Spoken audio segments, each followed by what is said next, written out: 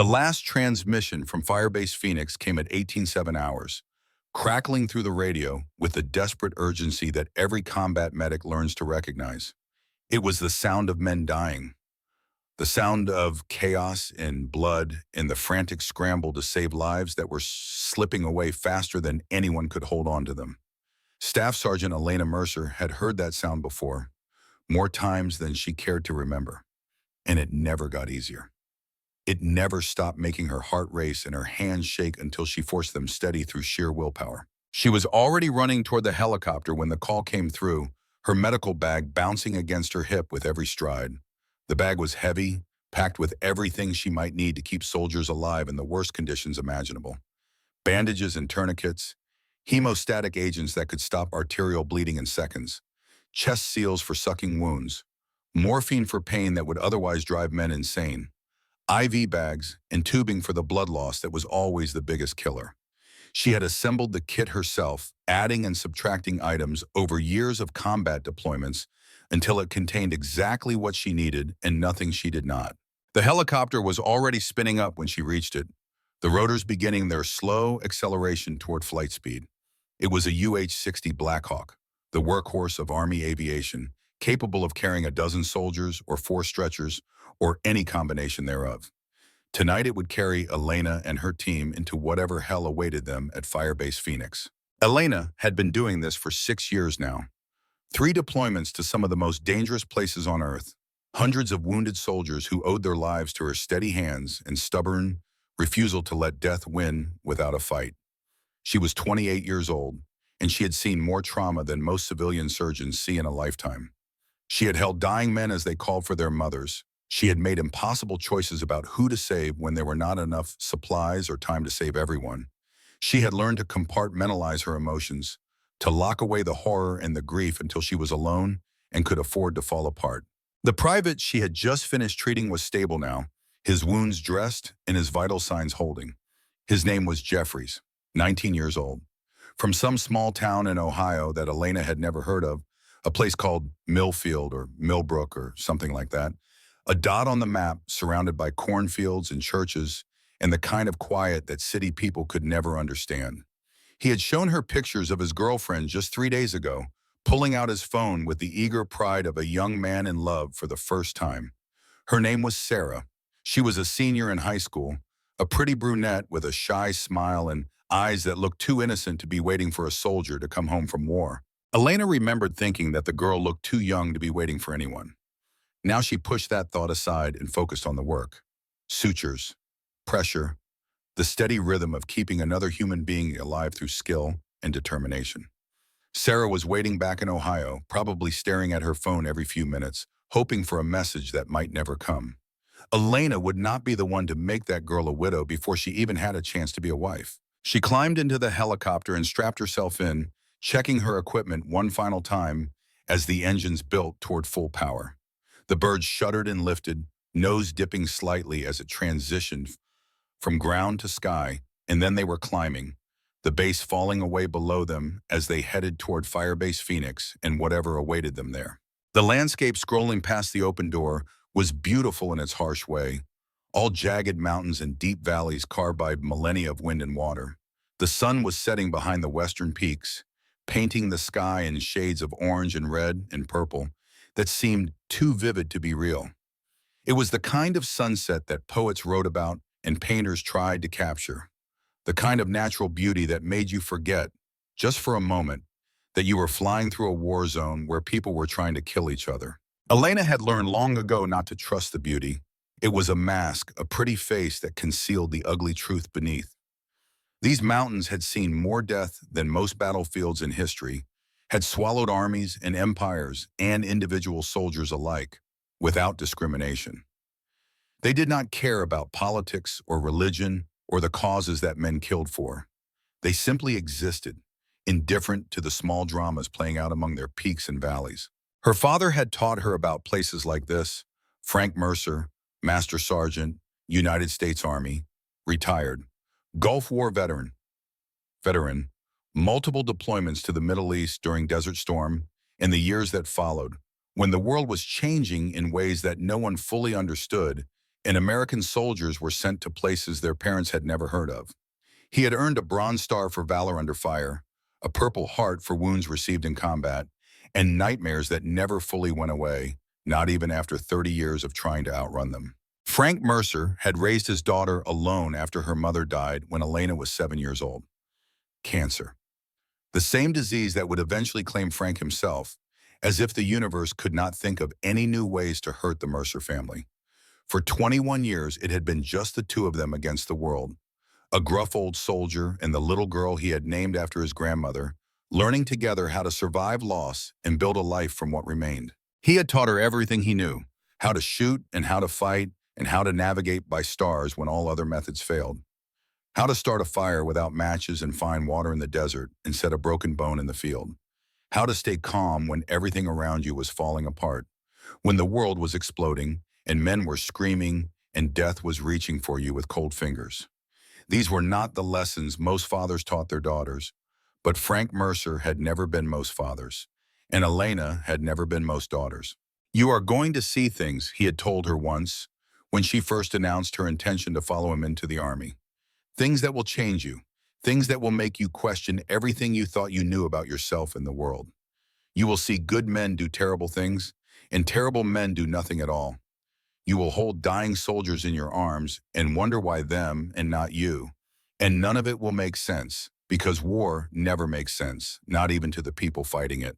He had paused then, his weathered face creased with memories he rarely spoke about.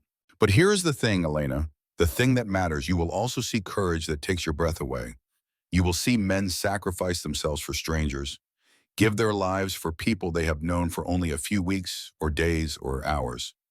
You will see the best of humanity right alongside the worst, and you will have to decide which one you are going to be. That is the only choice that matters in the end, not whether you live or die, but who you are when the moment comes. Elena had remembered those words every day since. They were her anchor, her compass, the thing that kept her steady when everything else was chaos. She was her father's daughter, and she would not shame his memory by being anything less than the soldier he had raised her to be. The radio crackled with updates from Firebase Phoenix. The situation was worse than initially reported. An enemy mortar attack had hit the base with devastating accuracy, destroying the medical tent and wounding a dozen soldiers in the first volley. The base medic was among the casualties, leaving the wounded without proper care. They needed everything Elena could bring them, and they needed it now. Lieutenant Colonel Shaw, Elena said, turning to the officer who sat across from her in the helicopter. What is our approach vector? Daniel Shaw was the senior officer on this mission, a 20-year veteran who had earned his rank the hard way through combat and competence rather than politics and connections. He was 42 years old with graying hair and the kind of face that looked like it had been carved from stone. He had served with Elena's father during Desert Storm, had been there when Frank earned his Bronze Star, and had taken Elena under his wing when she first arrived in theater, treating her with the respect she had earned rather than the skepticism that many male officers showed to female soldiers. We are coming in from the southeast, Shaw said, consulting the tactical display mounted on the bulkhead. The mortar fire seems to be originating from the northwest ridgeline. We should have good cover on our approach, but expect hostile activity once we are on the ground. This was not a random attack. Someone planned this. Elena nodded, processing the information. Planned attacks meant intelligence, meant someone had been watching the base and noting its weaknesses. It meant that whatever they were flying into was probably not over yet. The enemy would be watching for reinforcements, waiting to add more casualties to their tally. Rules of engagement, she asked. Self-defense and protection of the wounded. Our primary mission is medical evacuation, not combat. But if anyone tries to stop us from doing our job, Shaw's jaw tightened. We stop them first. Across from her sat Specialist Michelle Park, her closest friend in the unit. Michelle was 27 years old, Korean-American, born in Los Angeles and raised in a family of doctors who had been horrified when their youngest daughter enlisted in the Army instead of going to medical school. Her father was a cardiologist. Her mother was a pediatrician. Her two older brothers were both surgeons. Michelle had been expected to continue the family tradition, to don a white coat and join the family practice and spend her life in air-conditioned offices helping wealthy patients with their minor complaints. Instead, she had become a combat medic. She had traded the sterile comfort of a hospital for the bloody chaos of a battlefield, had chosen to save lives in the most difficult conditions imaginable rather than the most comfortable.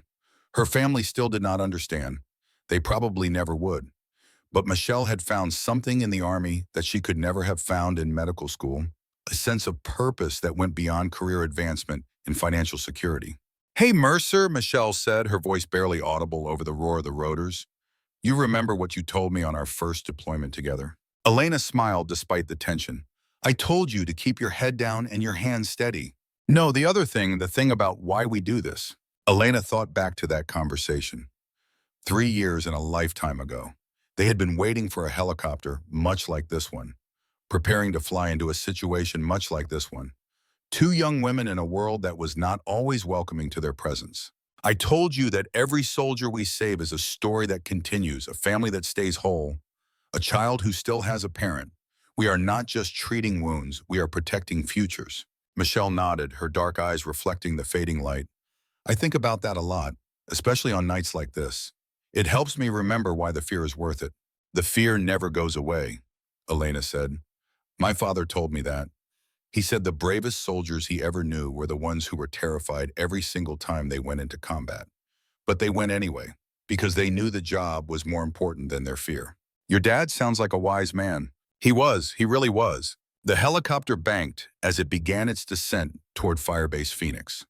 Elena could see the base now, a cluster of buildings and defensive positions carved into the mountainside.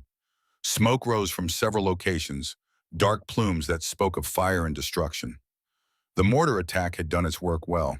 The flight crew consisted of 2 pilots and a door gunner, a young specialist named Torres, who manned the M240 machine gun with the casual confidence of someone who had done this 100 times before. Torres was 22 years old from a small town in Arizona, and he had the kind of easy smile that made everyone around him feel better about their chances of survival. He nodded at Elena as she prepared to disembark, flashing a thumbs up that said everything would be fine. Elena wished she shared his confidence. Shaw sat across from Elena, checking his M4 rifle with the methodical precision of a 20-year veteran. His movements were automatic, the result of countless repetitions, each step performed without conscious thought. Magazine release, chamber check, safety verification, optic adjustment, the ritual of a professional soldier preparing for whatever might come next. The 4 wounded soldiers strapped to stretchers in the center of the cabin were all stable, their injuries serious but not immediately life-threatening. Elena had assessed each of them before takeoff, prioritizing their evacuation based on the severity of their wounds. 2 gunshot wounds, 1 shrapnel injury, 1 severe burn. All 4 would survive if they reached the field hospital in time. That was the mission. That was what mattered. 2 minutes, the pilot announced over the intercom. "LZ looks clear. No visible hostile activity." Elena checked her medical bag one final time, running through the mental checklist she had developed over years of practice. Everything was in order. Everything was ready. Now all she had to do was her job. The helicopter flared as it approached the landing zone, nose rising as the pilot bled off speed. The ground rushed up to meet them, brown and rocky and scarred by the violence that had visited this place. Elena could see soldiers moving among the buildings, some carrying wounded comrades, others taking up defensive positions along the perimeter. The base was in chaos, but it was organized chaos, the kind that came from training and discipline rather than panic. They touched down with a jolt that rattled Elena's teeth. She was moving before the skids fully settled, unstrapping herself and heading for the door with Michelle right behind her. Torres swung his machine gun to cover their exit, scanning the surrounding terrain for threats. And then the world exploded.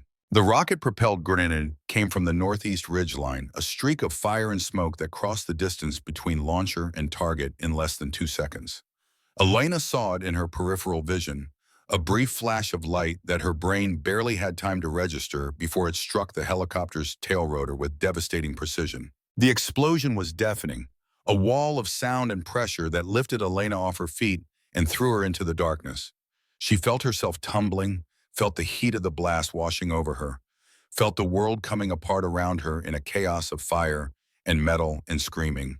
Then she hit the ground and everything went black. She woke to pain. It was the first thing she registered, a symphony of agony that seemed to encompass every part of her body. Her head throbbed with a deep, nauseating pulse that made it hard to think. Her left arm was a single bright point of fire, pain so intense that it overwhelmed everything else. Her right leg felt wrong, twisted in a way that sent fresh waves of agony through her with every tiny movement. Elena opened her eyes and immediately closed them again. The world was too bright, too loud, too everything. She took a breath and forced herself to focus, to push through the pain and assess her situation. That was what her training demanded. That was what her father had taught her. No matter how bad things got, you always started with assessment. She opened her eyes again, slowly this time, giving them a chance to adjust. The helicopter was about 50 meters away, or what was left of it. The tail section was gone entirely, sheared off by the impact of the RPG.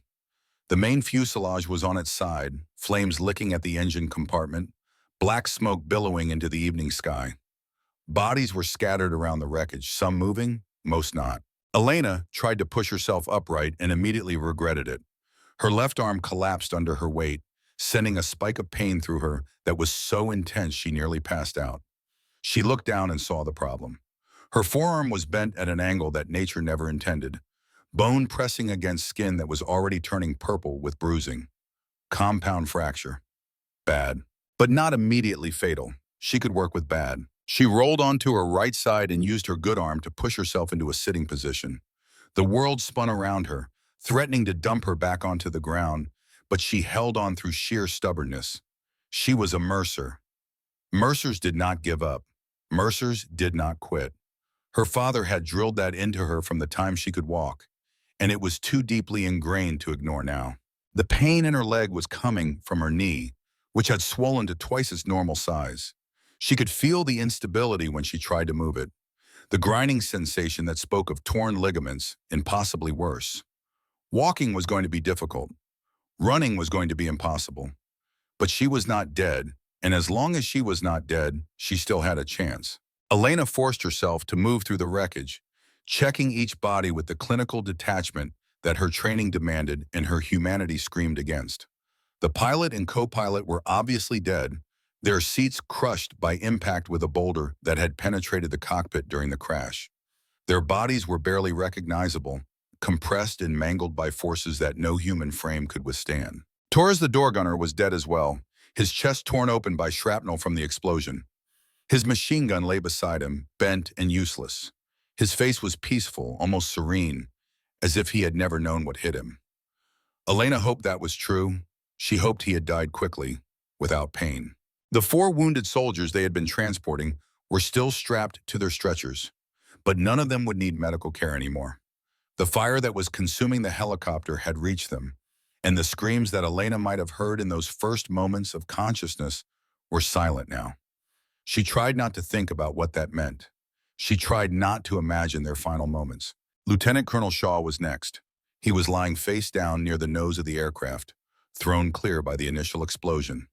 Elena crawled to him and gently turned him over, hoping to find some sign of life. But his eyes were open and empty, staring at a sky he would never see again. A piece of rotor blade had caught him across the throat during the crash, nearly decapitating him. Death had been instantaneous.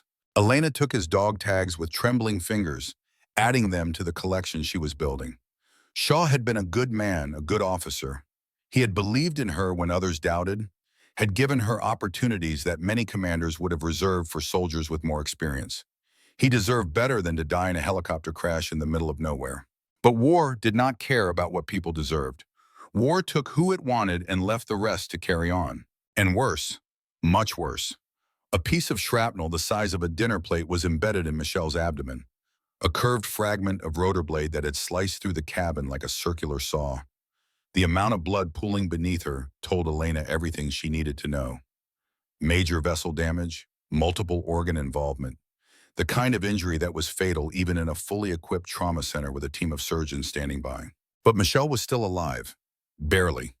Her eyes fluttered open as Elena knelt beside her, and a weak smile crossed her blood-flecked lips.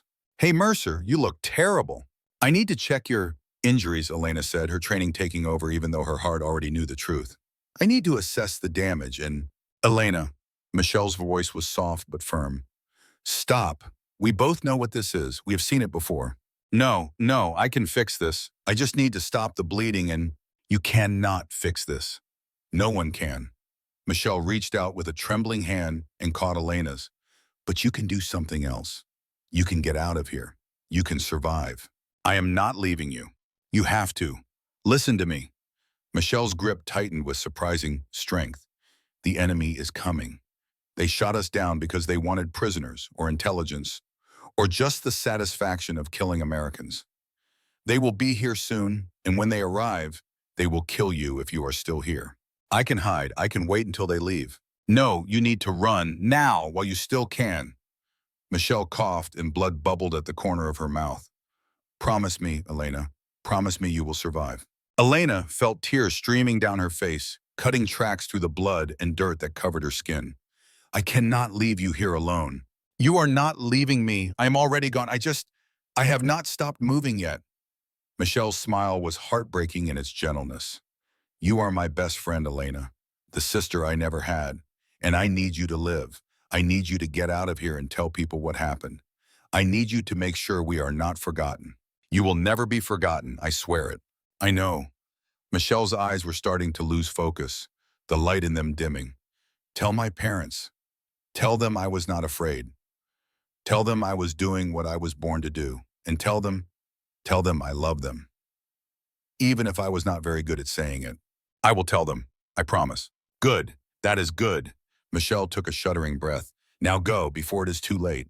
Elena stayed with her for another 2 minutes, holding her hand as her breathing became more labored, and then finally stopped. When it was over, she closed Michelle's eyes and removed her dog tags, adding them to the others. 6 sets now. 6 lives ended too soon. The sound of voices reached to her from the far side of the crash site. Men, speaking in a language she did not understand, moving toward the wreckage with the deliberate pace of soldiers on a mission. The enemy had arrived. Elena began to move. She crawled at first, using her one good arm to drag herself through the rocky terrain, staying low to avoid being seen. Her broken arm screamed with every movement, and her damaged leg was barely functional, but she forced herself to keep going. Michelle had told her to survive. She had promised to survive, and Elena Mercer did not break her promises. The terrain was her ally now. The same rugged landscape that had hidden the enemies who shot them down now provided cover for her escape. She used every fold in the ground, every boulder, every shadow to conceal her movement. Her father had taught her this during long camping trips in the mountains of Colorado, games of hide and seek that were really lessons in survival. She reached a small ravine about 100 meters from the crash site and rolled into it, pressing herself against the cold stone as she tried to catch her breath. Her heart was pounding so hard, she was afraid the enemy might hear it. Her broken arm was swelling badly, the pressure building beneath the skin in ways that would become dangerous if not addressed soon. But she could not stop. Not yet. Not until she had put more distance between herself and the men who wanted to capture or kill her. From her hiding place, she could see the enemy soldiers moving through the wreckage. There were at least a dozen of them, well-armed and organized. They were checking the bodies, searching for survivors. One of them found Shaw and spoke into a radio, presumably reporting the find to whoever was in charge. And then she saw him. A tall man with gray at his temples and the bearing of someone accustomed to command. He moved through the crash site with a calm that seemed out of place amid the chaos, examining each body with the detached interest of a scientist studying specimens. When he reached Shaw's body, he knelt and read the name on the dog tags, then spoke a few words that Elena could not hear but could imagine. This was no random attack. This was a planned operation led by someone who knew exactly what they were doing, someone who had been waiting for them. The man stood and issued orders in a voice that carried authority. His soldiers spread out, beginning a search pattern that would eventually encompass the entire area. They were looking for survivors. They were looking for her. Elena did not wait to see more. She turned and began crawling up the ravine, heading for the high ground that might offer a chance of escape. Behind her, she could hear the sounds of the search growing closer. The voices of men who would show her no mercy if they found her. She had her broken arm, her damaged leg, and her father's training. She had 6 sets of dog tags and a promise to keep. She had absolutely no idea how she was going to survive. But she was going to try, because that was what Mercers did. The night was coming, and with it, the cold that could kill as surely as any bullet. Elena found a shallow cave in the hillside, barely more than a depression in the rock. and wedged herself inside. She was shivering already, her body struggling to maintain temperature in the face of blood loss and shock in the falling mercury. If she did not find shelter soon, hypothermia would finish what the RPG had started. She thought about Michelle as she huddled in the darkness, about her smile and her laugh and the way she always knew exactly what to say when Elena was struggling, about all the plans they had made for after the deployment, the trip to Hawaii they were going to take, the lives they were going to build. All of it gone now, scattered like ashes in the wind. But Michelle had given her a final gift, a reason to keep fighting, a promise to fulfill. Elena Mercer would survive, no matter what it took, no matter how much it hurt. She would survive, and she would tell their story. And somewhere out there in the darkness that was falling over the mountains, the enemy was still hunting. The game had just begun. The first hour was the hardest. Elena counted it by the movement of stars, the slow rotation of the universe that continued regardless of the small tragedy unfolding on this mountainside.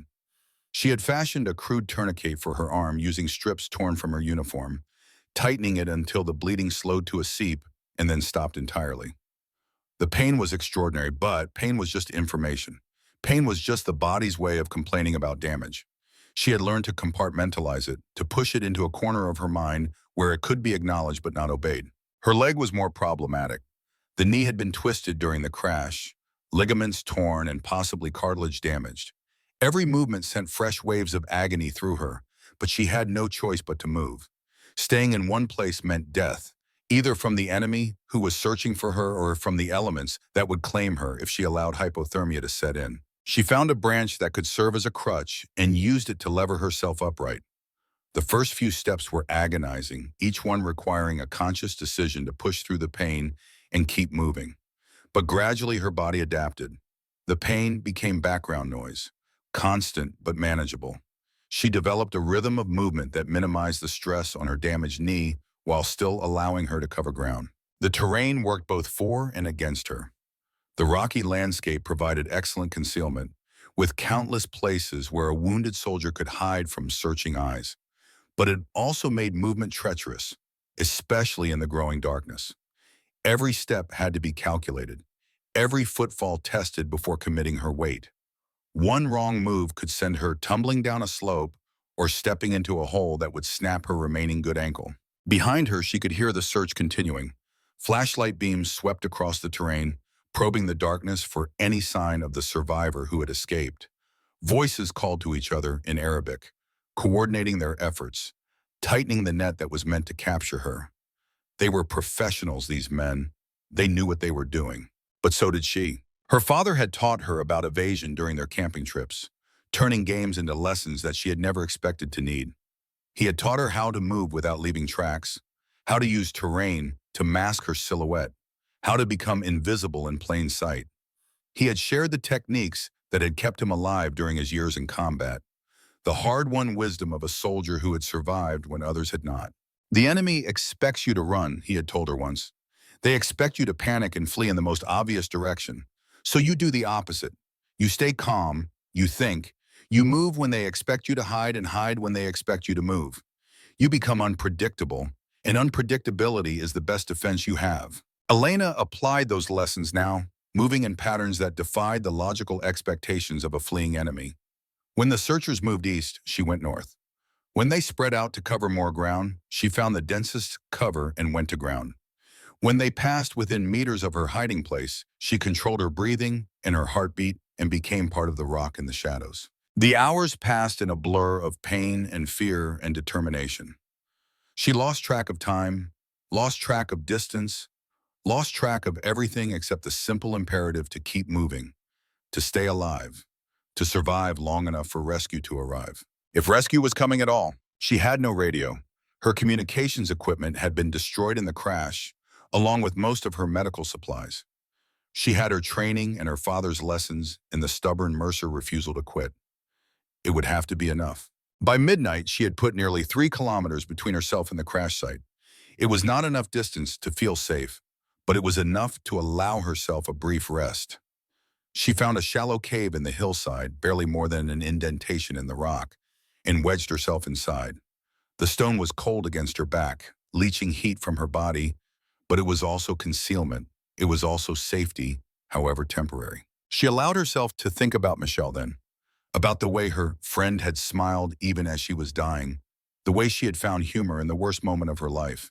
Michelle had always been like that, finding light in darkness, making everyone around her feel like things might actually be okay. Even at the end, she had been thinking about Elena rather than herself. She had used her final breaths to give Elena a mission, a reason to keep fighting. The tears came without warning, silent sobs that shook her body and made her injuries scream in protest. She did not try to stop them. She had learned that grief had to be expressed or it would poison you from the inside. Her father had taught her that too, after her mother died, during the long nights when they had held each other and wept for the woman they had both loved. Crying is not weakness, Frank Mercer had told his 7-year-old daughter. Crying is just the heart's way of healing. The weakness would be pretending you do not feel anything. The weakness would be building walls so high that nothing can ever touch you again. Elena let herself cry for Michelle, for Shaw, for Torres and the wounded soldiers and everyone who had died in that helicopter. She let herself feel the loss and the grief and the terrible unfairness of it all. And when the tears finally stopped, she felt something shift inside her. The grief was still there, would probably always be there, but it had been joined by something else now. Resolve, cold, hard, absolute resolve. She was going to survive. She was going to escape this valley and return to friendly lines and tell the world what had happened here. She was going to honor her fallen friends by living the life they could no longer live, by being the soldier they would have wanted her to be. And she was going to find out who was responsible for shooting them down and make sure they faced justice. That was the promise she made to herself in that cold, dark cave. That was the vow that would carry her through whatever came next. The night continued, and Elena Mercer began to plan. She had nothing except her broken body and her father's training and the unbreakable will that was the Mercer family legacy. She had enemies hunting her and no way to call for help and no certainty that anyone even knew she was still alive. But she also had something else, something that could not be measured or quantified, but that made all the difference in the world. She had hope. The sun would rise in a few hours. When it did, she would start moving again, pushing toward the coalition lines that were somewhere to the west, beyond the mountains that surrounded this valley. It would take days to reach them, if she could reach them at all. But she would try. She would keep trying until she succeeded or until there was nothing left of her to try anymore. That was who she was. That was who her father had raised her to be. And somewhere out there in the darkness that covered this foreign land, the enemy was still searching. They did not know it yet, but they had failed to kill Elena Mercer. And Elena Mercer was just getting started. The night was cold in a way that seeped through clothing and skin and settled deep into the bones. Elena Mercer lay in the shallow cave she had found, her back pressed against stone that had been cold for 1,000 years and would be cold for 1,000 more. Her breath came in shallow gasps, each exhalation forming a small cloud that dissipated into the darkness. Every few seconds, a tremor ran through her body, the involuntary shivering of a system struggling to maintain core temperature against the combined assault of blood loss, shock, and the mountain air that seemed to carry winter in its teeth even in summer. She had been alone for 3 hours now. 3 hours since the crash that had turned a routine medical evacuation into a nightmare. 3 hours since Michelle died in her arms, her best friend bleeding out while Elena held her hand and made promises she did not know how to keep.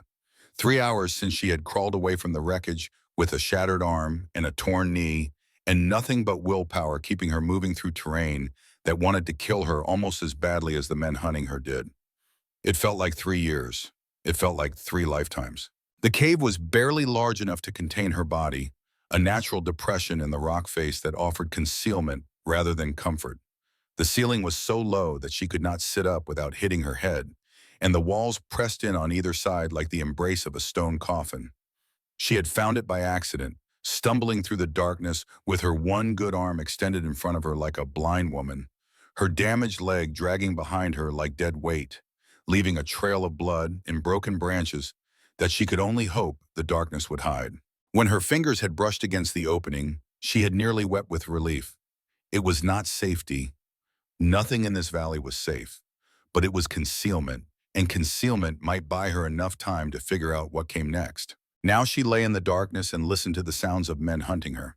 They were out there, moving through the forest with flashlights and determination and the patient certainty of predators who knew their prey could not run forever. She could see the beams occasionally, sweeping through the trees like the eyes of mechanical monsters, searching for any sign of their wounded quarry.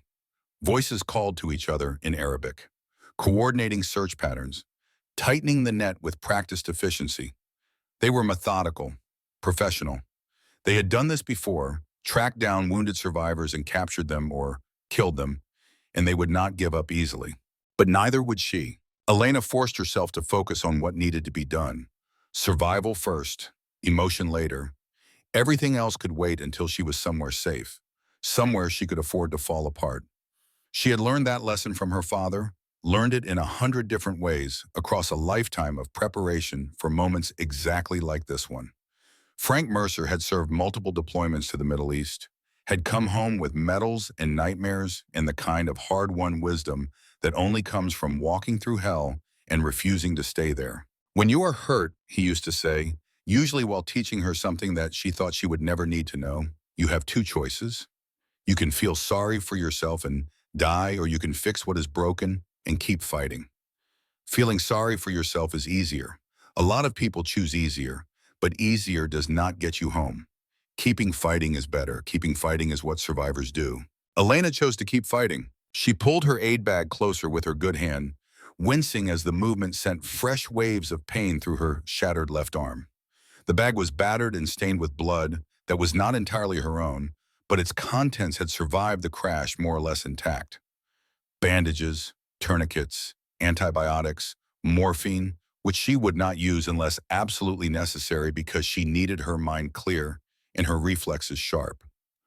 The tools of her trade, the instruments that had saved hundreds of lives over 6 years of deployments, now pressed into service to save just one, her own. The tourniquet on her left arm was the first priority. She had applied it hastily during her escape from the crash site, cinching it tight enough to stop the bleeding, but not tight enough to be permanent.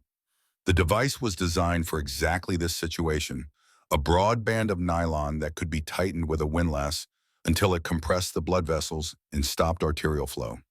It was standard equipment for every soldier in theater, and it had probably saved more lives in the past 20 years than any other piece of medical technology. But tourniquets were a double-edged sword. Leave them on too long, and the tissue below the constriction would begin to decay. Nerves would be damaged. Muscles would necrose. If she kept the tourniquet at full pressure for more than a few hours, she might stop the bleeding, only to lose the arm entirely. Working in near total darkness, relying on touch and medical training and the absolute refusal to make a mistake, she loosened the tourniquet slightly. Blood immediately began to seep from the wound. Warm and wet against her skin, the sensation somehow worse because she could not see it. She counted to 30, allowing some circulation to return to her fingers, feeling the pins and needles sensation that meant blood was flowing again to tissue that had been deprived of oxygen. Then she tightened the tourniquet again. The pain was extraordinary, a white-hot spike that drove through her arm and into her brain like a railroad spike being hammered home by a malevolent giant. She stuffed a piece of cloth into her mouth and bit down hard, using the pressure to contain the scream that wanted to escape. The cloth tasted of dirt and blood and fear, but she kept biting, kept holding the scream inside because sound meant discovery and discovery meant death. When it was done, she lay there gasping, sweat pouring down her face despite the cold that made her breath visible in the darkness. Her left arm was still broken, the bones still jutting through skin that had begun to swell and discolor with the distinctive purple of subcutaneous bleeding. She could not see the wound, but she could feel it, could feel the wrongness of bone existing outside the body that was supposed to contain it. She had set broken bones before, had reduced fractures in field conditions that would have made most civilian doctors weep with frustration, but she had never done it one-handed. She had never done it on herself. She would not try tonight. The risk of making things worse was too great, and she needed to focus on mobility rather than repair. Fix what she could, accept what she could not, keep moving. Her leg was the next problem. She could not see the damage, but she could feel it. Could feel the swelling that had doubled the size of her knee, could feel the instability that spoke of torn ligaments and possibly cartilage damage. Every movement sent pain radiating from knee to hip, a constant companion that would be with her until she reached safety or died trying. She fashioned a splint from branches she had gathered during her escape, binding them to her leg with paracord from her survival kit. The knots were difficult to tie one-handed, requiring a technique she had learned from her father years ago, using her teeth to hold the cord while her fingers manipulated the ends. It was awkward and slow and frustrating, but eventually she had a workable brace that would provide stability and limit movement in the damaged joint. The improvised splint would not heal anything. Her knee needed surgery, needed weeks of physical therapy, needed rest and care, and time that she did not have. But it would allow her to move without the joint collapsing beneath her. It was field medicine at its most basic, the kind of rough and ready treatment that turned mortal wounds into survivable injuries, that kept soldiers fighting when their bodies said they should quit. "Someday you might need this," her father had said, showing her how to splint a broken bone with sticks and strips of cloth on a camping trip when she was 12 years old. "Someday you might be somewhere that no one can help you, and you will have to help yourself. When that day comes, you will be ready, because you are a Mercer, and Mercers are always ready." That day had come, and despite everything, despite the pain and the fear and the overwhelming odds against her, Elena was ready. Outside, the search continued. Elena counted flashlight beams, tracked movement patterns, built a mental map of enemy positions in her mind. There were at least 12 of them now, probably more. They had spread out in a rough circle around the crash site, working their way outward in expanding arcs that covered ground systematically and thoroughly. It was a textbook search pattern, the kind taught in military academies around the world, the kind that had been refined over decades of counterinsurgency operations and manhunts. Eventually, if she stayed where she was, they would find her. She could not stay where she was, but she could not move either. Not yet. Her body needed rest, needed time to stabilize, needed the precious hours of darkness to recover what strength it could. Moving now, in her current condition, through terrain, crawling with enemy soldiers, would be suicide. She would wait until just before dawn, when human alertness reached its lowest ebb, when the searchers would be tired and careless and thinking about their beds. Then she would move. Until then, she would lie in the darkness and remember the people she had lost. Michelle's face swam before her in the blackness, as vivid as if she were still alive, as real as if she were lying beside Elena in this tiny cave instead of back at the crash site with the others. That familiar smile, crooked and mischievous, always ready to find humor in the darkest situations. Those bright eyes that had seen so much death and pain and still managed to sparkle with life. The sound of her laugh, which Elena would never hear again. They had met 4 years ago at Fort Sam Houston, two young women learning to be combat medics in a world that still was not entirely sure women belonged in combat roles. The training had been brutal, designed to break those who did not belong and forge those who did into the kind of soldiers who could save lives under fire. They had bonded immediately, recognizing in each other the same stubborn determination, the same refusal to be defined by anyone's expectations, the same absolute certainty that they were exactly where they needed to be. "You know what I loved about you, Mercer," Michelle had said once, during a particularly brutal field exercise that had left them both exhausted and mud-covered and questioning every decision that had led them to this moment. "You never quit. Everyone else, they hit their limit and they stop. They sit down, they catch their breath, they make excuses. But you do not have a limit. You just keep going until the job is done or you are dead." Is that a compliment or a criticism? Both. Michelle had grinned, that infectious smile that could light up a room. It is going to get you killed someday, but it is also going to save a lot of lives first. And probably my life, if I'm being honest. So try not to get killed before you have saved enough people to make it worth it. Michelle had been right about all of it. She had known Elena better than Elena knew herself, had seen the strengths and weaknesses that were invisible to their owner. And now she was dead, and Elena was alone, and the only thing she could do to honor her friend's memory was to keep fighting. Elena clutched the dog tags around her neck, feeling the metal edges dig into her palm, feeling the weight of 6 lives that had ended too soon. Shaw, who had believed in her when no one else did, who had given her opportunities and responsibilities that most commanders would have reserved for soldiers with more experience. Torres, who had smiled at her as she boarded the helicopter, who had given her a thumbs up that said everything would be fine. The wounded soldiers who had trusted her to get them home safely, who had looked at her with the desperate hope of men who wanted to believe that someone could save them. And Michelle, who had ordered her to survive with her dying breath, who had made Elena promise to live when all she wanted to do was die alongside her friend. "I'm going to keep that promise," Elena whispered into the darkness. "I'm going to get out of here. For all of you, I swear it." The hours passed slowly, each minute stretching into an eternity that seemed designed specifically to test her resolve.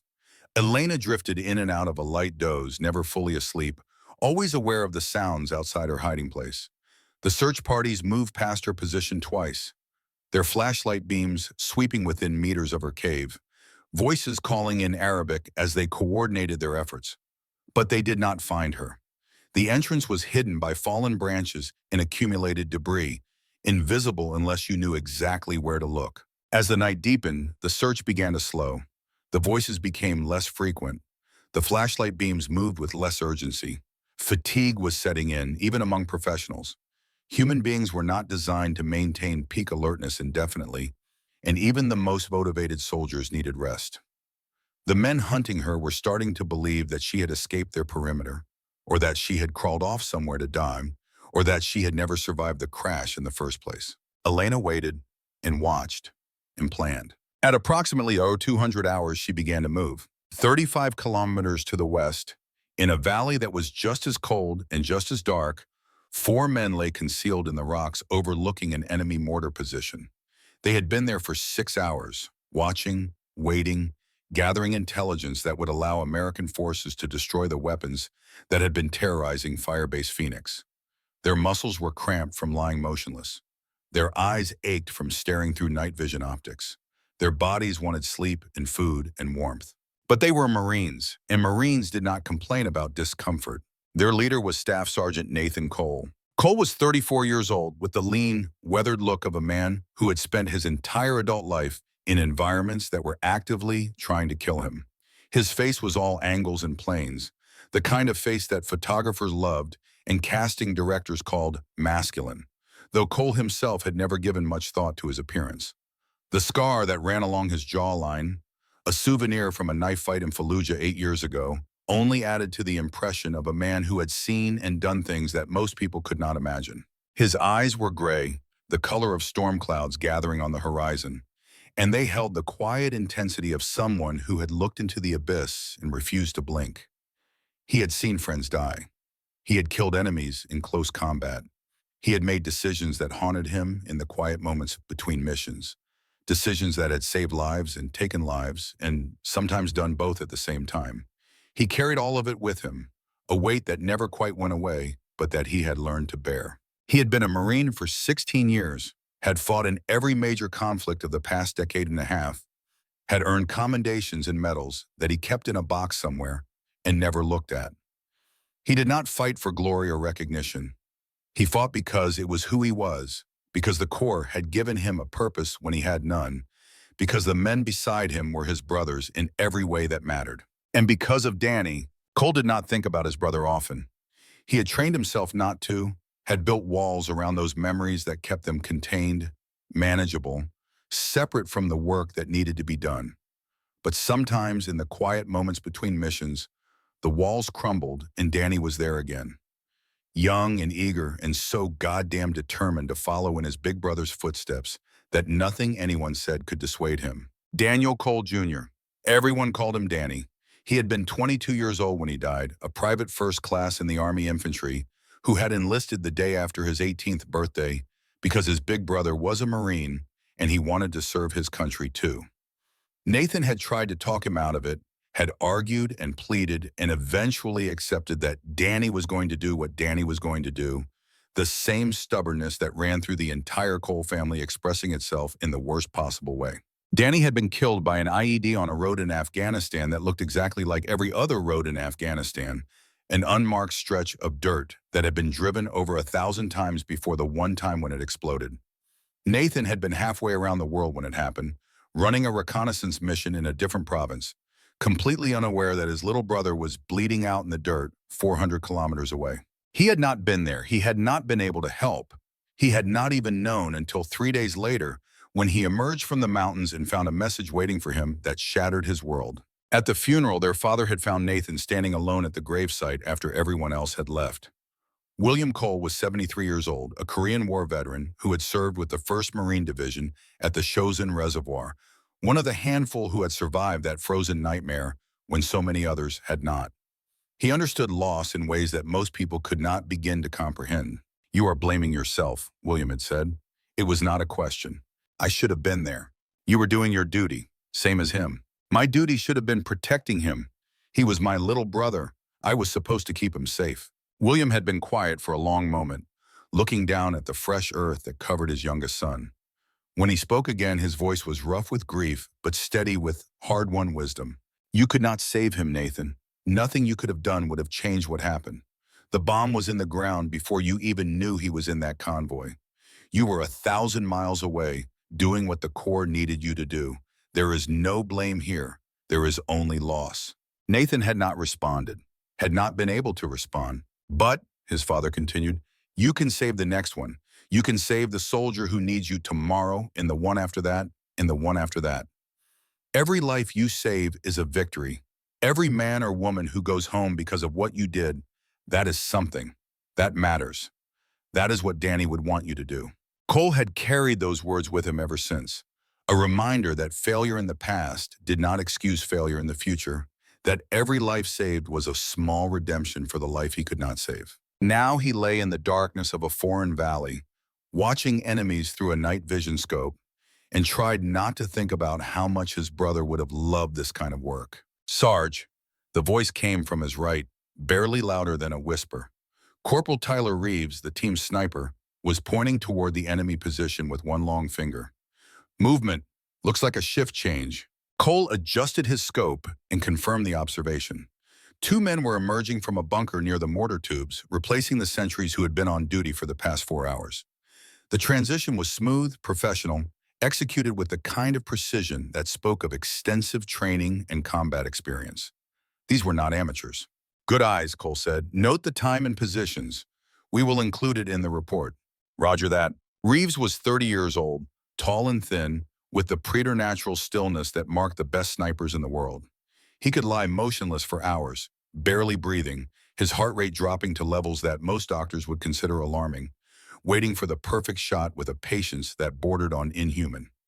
In 6 years of working together, Cole had never seen him miss a target at any range. He had also never seen him speak more than absolutely necessary. Reeves communicated in looks and gestures and occasional grunts of acknowledgement. When he did speak, it was worth listening to. Behind them, providing rear security, was Lance Corporal Marco Santos.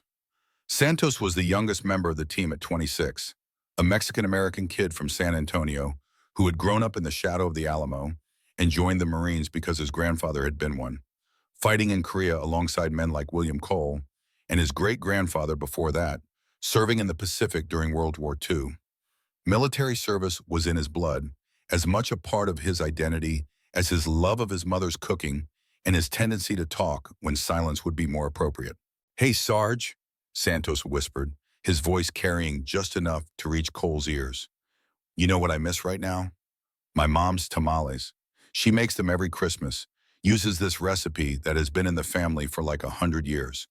Hand-rolled, with pork that has been cooking for 2 days, wrapped in corn husks that she soaks in this special." Santos: "Yes, Sarge? Shut up about the tamales." "Shutting up about the tamales, Sarge, but just so you know, if I die out here, make sure someone tells her I am sorry I did not call more." "You are not dying out here, Santos." "I know, Sarge, just saying, in case." The 4th member of the team was Navy Corpsman Christopher Wheeler, their medic. Wheeler was 29, calm and competent, with the steady hands and steady nerves that made the difference between life and death in combat medicine. He had saved each of their lives at least once, had patched bullet wounds and shrapnel injuries in conditions that would have made most civilian doctors give up in despair. He did not say much, but when he spoke, it was usually about something important. "Radio check," Wheeler said, his voice barely audible. Something weird on the emergency frequency. Cole turned his attention away from the mortar position. Define weird. Faint signal, American, female voice. Could not make out the words, but the cadence sounded military. Someone trained to use radio protocols. Direction? East. Maybe 30, 35 clicks. Hard to tell with the mountains bouncing signals around. Cole processed that information. An American woman transmitting on emergency frequencies 35 kilometers to the east. That was deep in enemy territory, far beyond any known American positions. It could be nothing. A garbled transmission bouncing off the mountains, distorted beyond recognition. A recording being played to lure American forces into a trap, the kind of tactic that insurgents had used before with varying degrees of success. Or it could be someone in trouble, someone wounded and alone and desperate for help. Keep monitoring, Cole said. Let me know if you hear anything else. Roger that. The hours passed. The enemy mortar crew went about their business, unaware that 4 Americans were watching their every move from the rocks above. By dawn, Cole's team would have enough intelligence to call in an airstrike that would destroy the position completely, silencing the weapons that had been terrorizing Firebase Phoenix. Then they would withdraw, disappear into the mountains like ghosts, and make their way back to friendly lines. Standard reconnaissance mission. Textbook execution. That was the plan anyway. At approximately 0215 hours, Wheeler raised his hand in the signal that meant urgent communication. Cole low crawled over to his position, moving with the silent efficiency of long practice, his body staying below the rocks that concealed them from enemy observation. Got her again, Wheeler whispered. Clear transmission, this time. American military. She sounds hurt. Put it through. Wheeler adjusted the radio, and a voice emerged from the static. Female, as Wheeler had said, young but steady, the kind of voice that belonged to someone who had been trained to remain calm under pressure, even when pressure meant bleeding out alone in enemy territory with no hope of rescue. Any station? Any station. This is Vanguard 23, Grid November Kilo 7426, Black Hawk down, 6 KIA. I am sole survivor, wounded, mobile, evading. Request immediate extraction. How copy?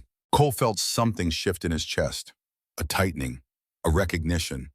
He had heard voices like that before. Voices that belonged to soldiers who were hurt and alone and running out of time. He had heard Danny's voice like that in the recordings that had been recovered from his last mission, calling for help that never came. Not this time, not on his watch. Authenticate, Cole said into the radio, his voice low but clear. Vanguard 23, this is Reaper 16. Authenticate, Hotel Victor 37. A pause, static.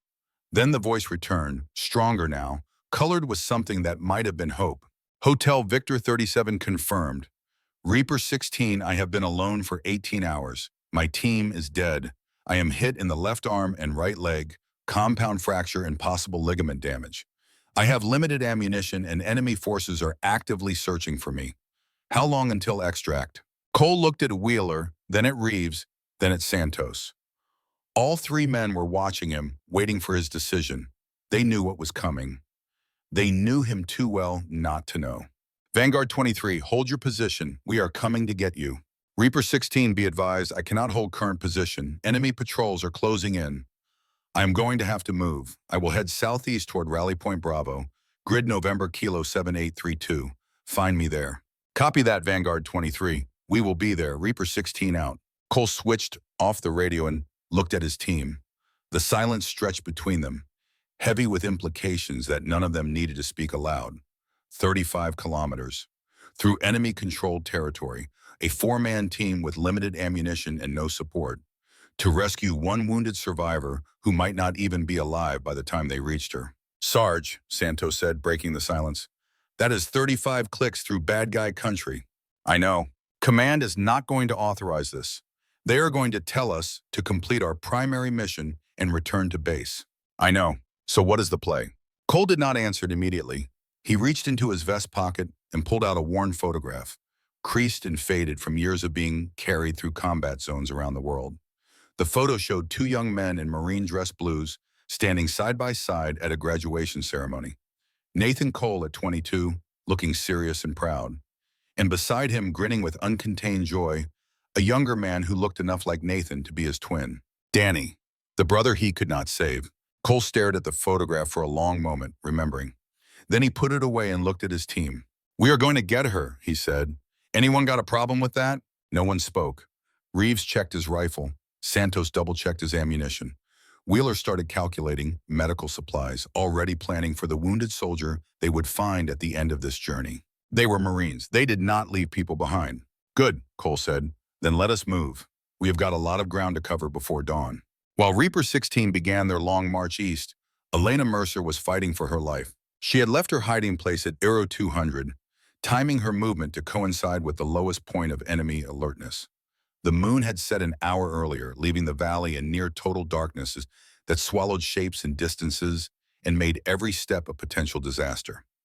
It was the kind of darkness that could hide movement if you were careful, if you knew how to navigate terrain by touch and sound, if you had been trained by a man who had survived multiple combat deployments and passed every hard-won lesson to his daughter. Elena moved slowly, using her good arm to pull herself forward and her splinted leg to push. The pain was constant, a symphony of agony from her arm and knee and the dozen other injuries she had accumulated since the crash. But she had no choice. Staying still meant capture. Capture meant things she did not want to think about. Movement meant hope, however slim. She had covered perhaps 400 meters when she heard them. Voices ahead.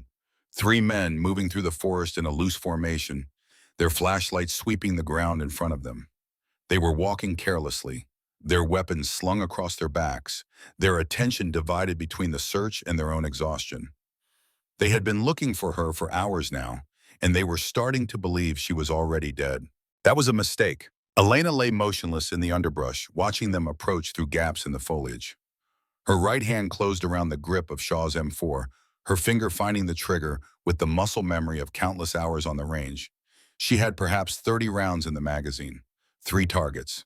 At this range, in this light, she would need at most 9. The men came closer, 20 meters, 15, 10. Elena raised the rifle, bracing it against a fallen log to compensate for her inability to use her left arm.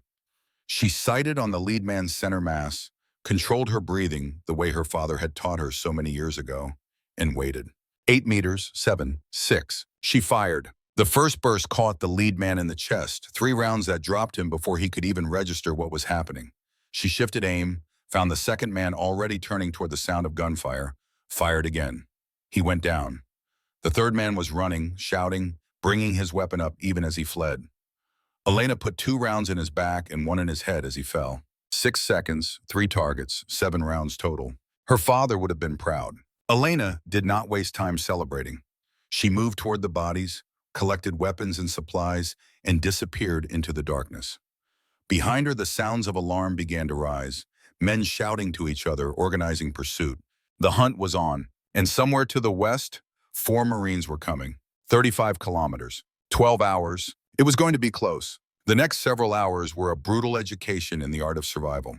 Elena moved through the terrain with the desperate determination of a wounded animal, every step of victory against the pain that threatened to overwhelm her.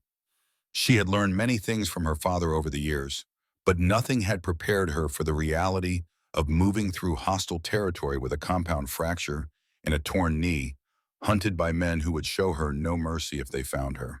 But Frank Mercer had also taught her something that no amount of training could replicate.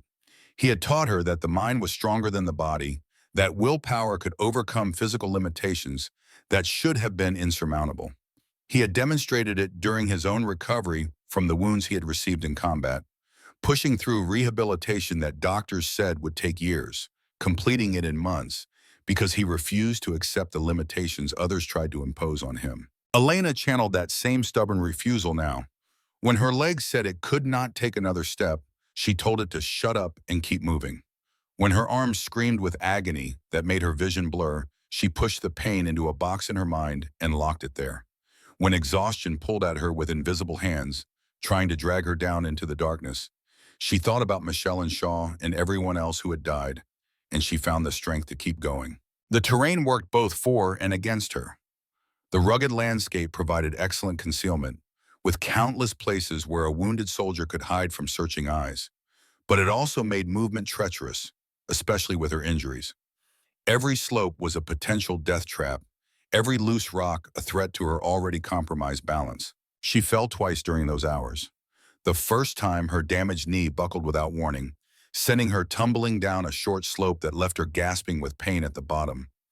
The second time, she misjudged a step in the darkness and put her weight on a rock that shifted beneath her, dropping her hard onto her injured arm.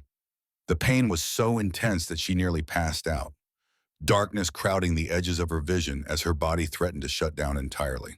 Both times she got back up. Both times she kept moving. The enemy was adapting to her presence. She could hear it in the way they moved, the way they coordinated their search patterns. They had realized that she was not a helpless, wounded woman waiting to be captured. She was a predator as well as prey, dangerous despite her injuries. And that realization was making them cautious, making them slow, giving her precious time to put distance between herself and her hunters. But caution would only take them so far. Eventually, they would regroup and come at her with overwhelming force. Eventually, her luck would run out. She needed to get out of this valley. She needed to reach friendly lines or find someone who could help her. And the only hope she had of doing either was the voice she had heard on the radio, the Marine who had promised to come for her.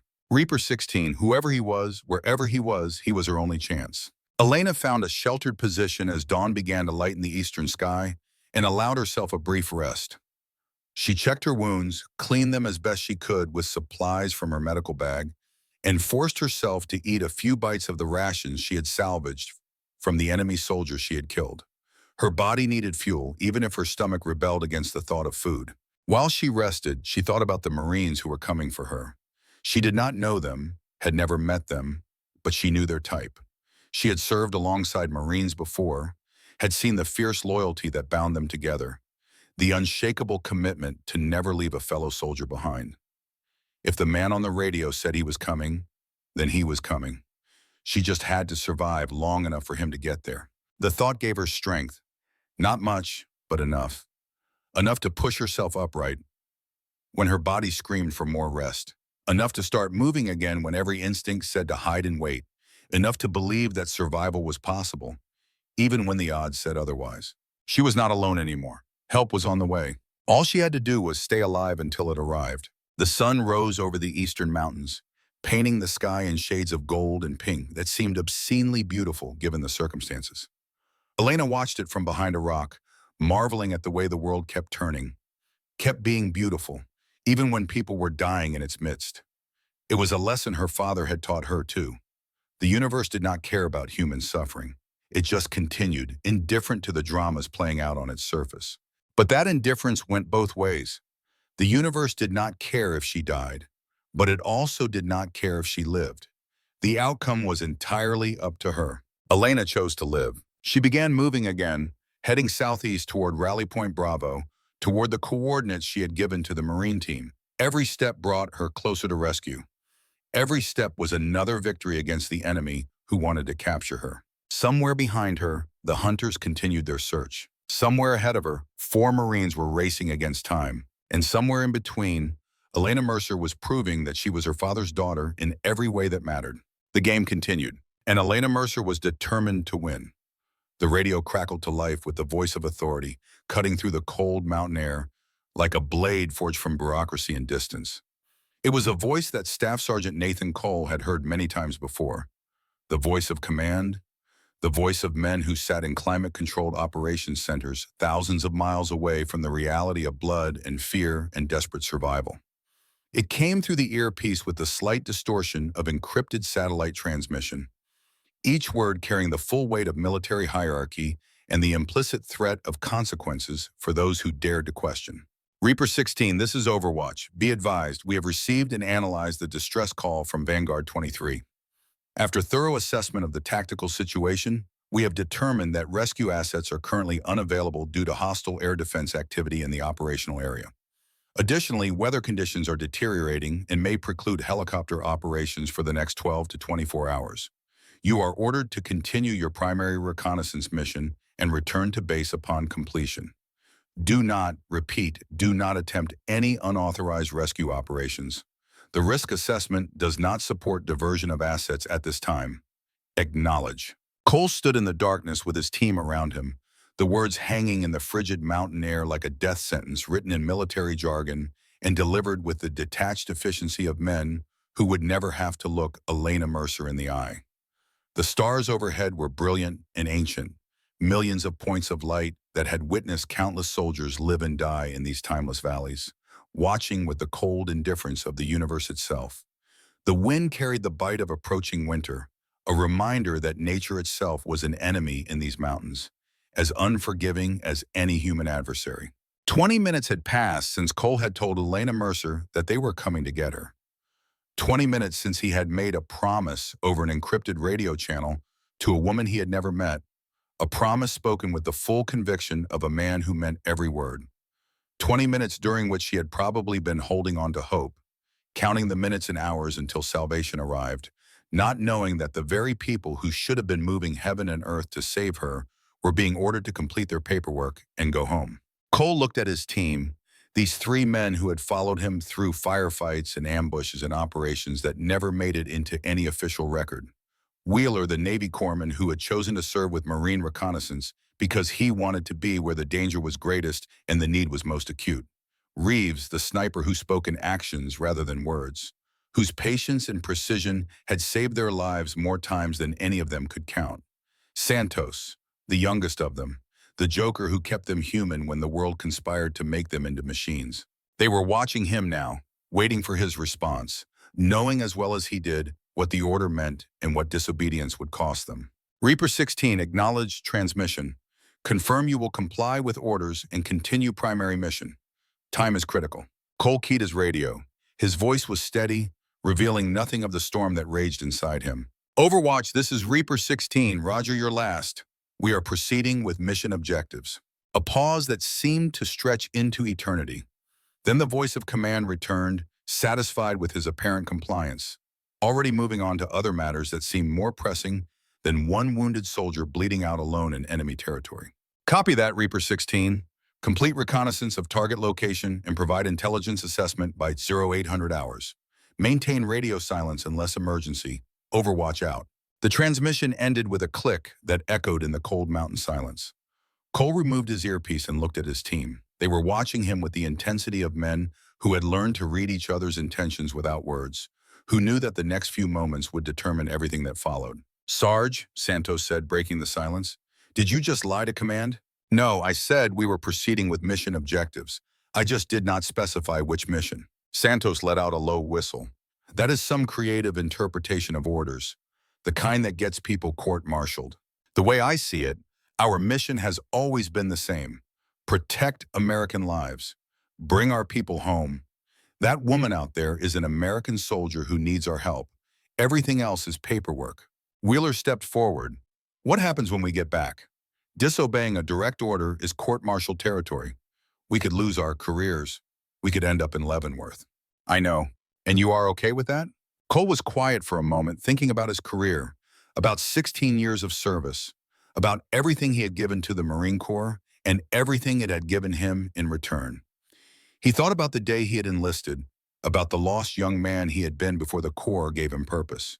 He thought about his father's stories of Chosin Reservoir, about men who had carried their wounded brothers through frozen hell because that was what Marines did.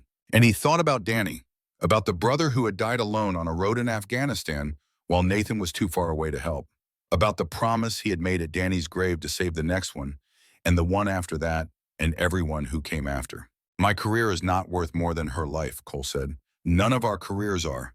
If the Corps wants to punish me for bringing home an American soldier, then the Corps can go ahead and do that. But I am not going to be the man who left someone behind because the paperwork did not work out. He paused, looking at each of his team members in turn. When I was a kid, my father told me stories about the Marines at Chosin Reservoir. He was 19 years old when the Chinese came, 200,000 of them against 15,000 Marines. He told me about temperatures so cold that weapons froze and men died in their sleep. But mostly he told me about the men who carried their wounded brothers through that frozen hell, who refused to leave anyone behind, even when they were surrounded and outgunned and running out of hope. He said that was what made them Marines, not the uniform, not the training, the willingness to sacrifice everything for the man next to you. Cole's voice grew stronger with conviction. That woman out there is the reason we wear this uniform. She is the living embodiment of every promise we ever made when we swore to defend this nation and its people. And if we turn our backs on her because some officer in a safe room decided the risk was too high, then we are not Marines anymore. We are just men following orders. I did not sign up to be that. Reeves moved first. Without a word, he began checking his rifle, testing the action, verifying the optics. It was his way of saying he was in. Wheeler did the same, pulling out his medical kit to inventory supplies. He was a healer. There was someone out there who needed healing.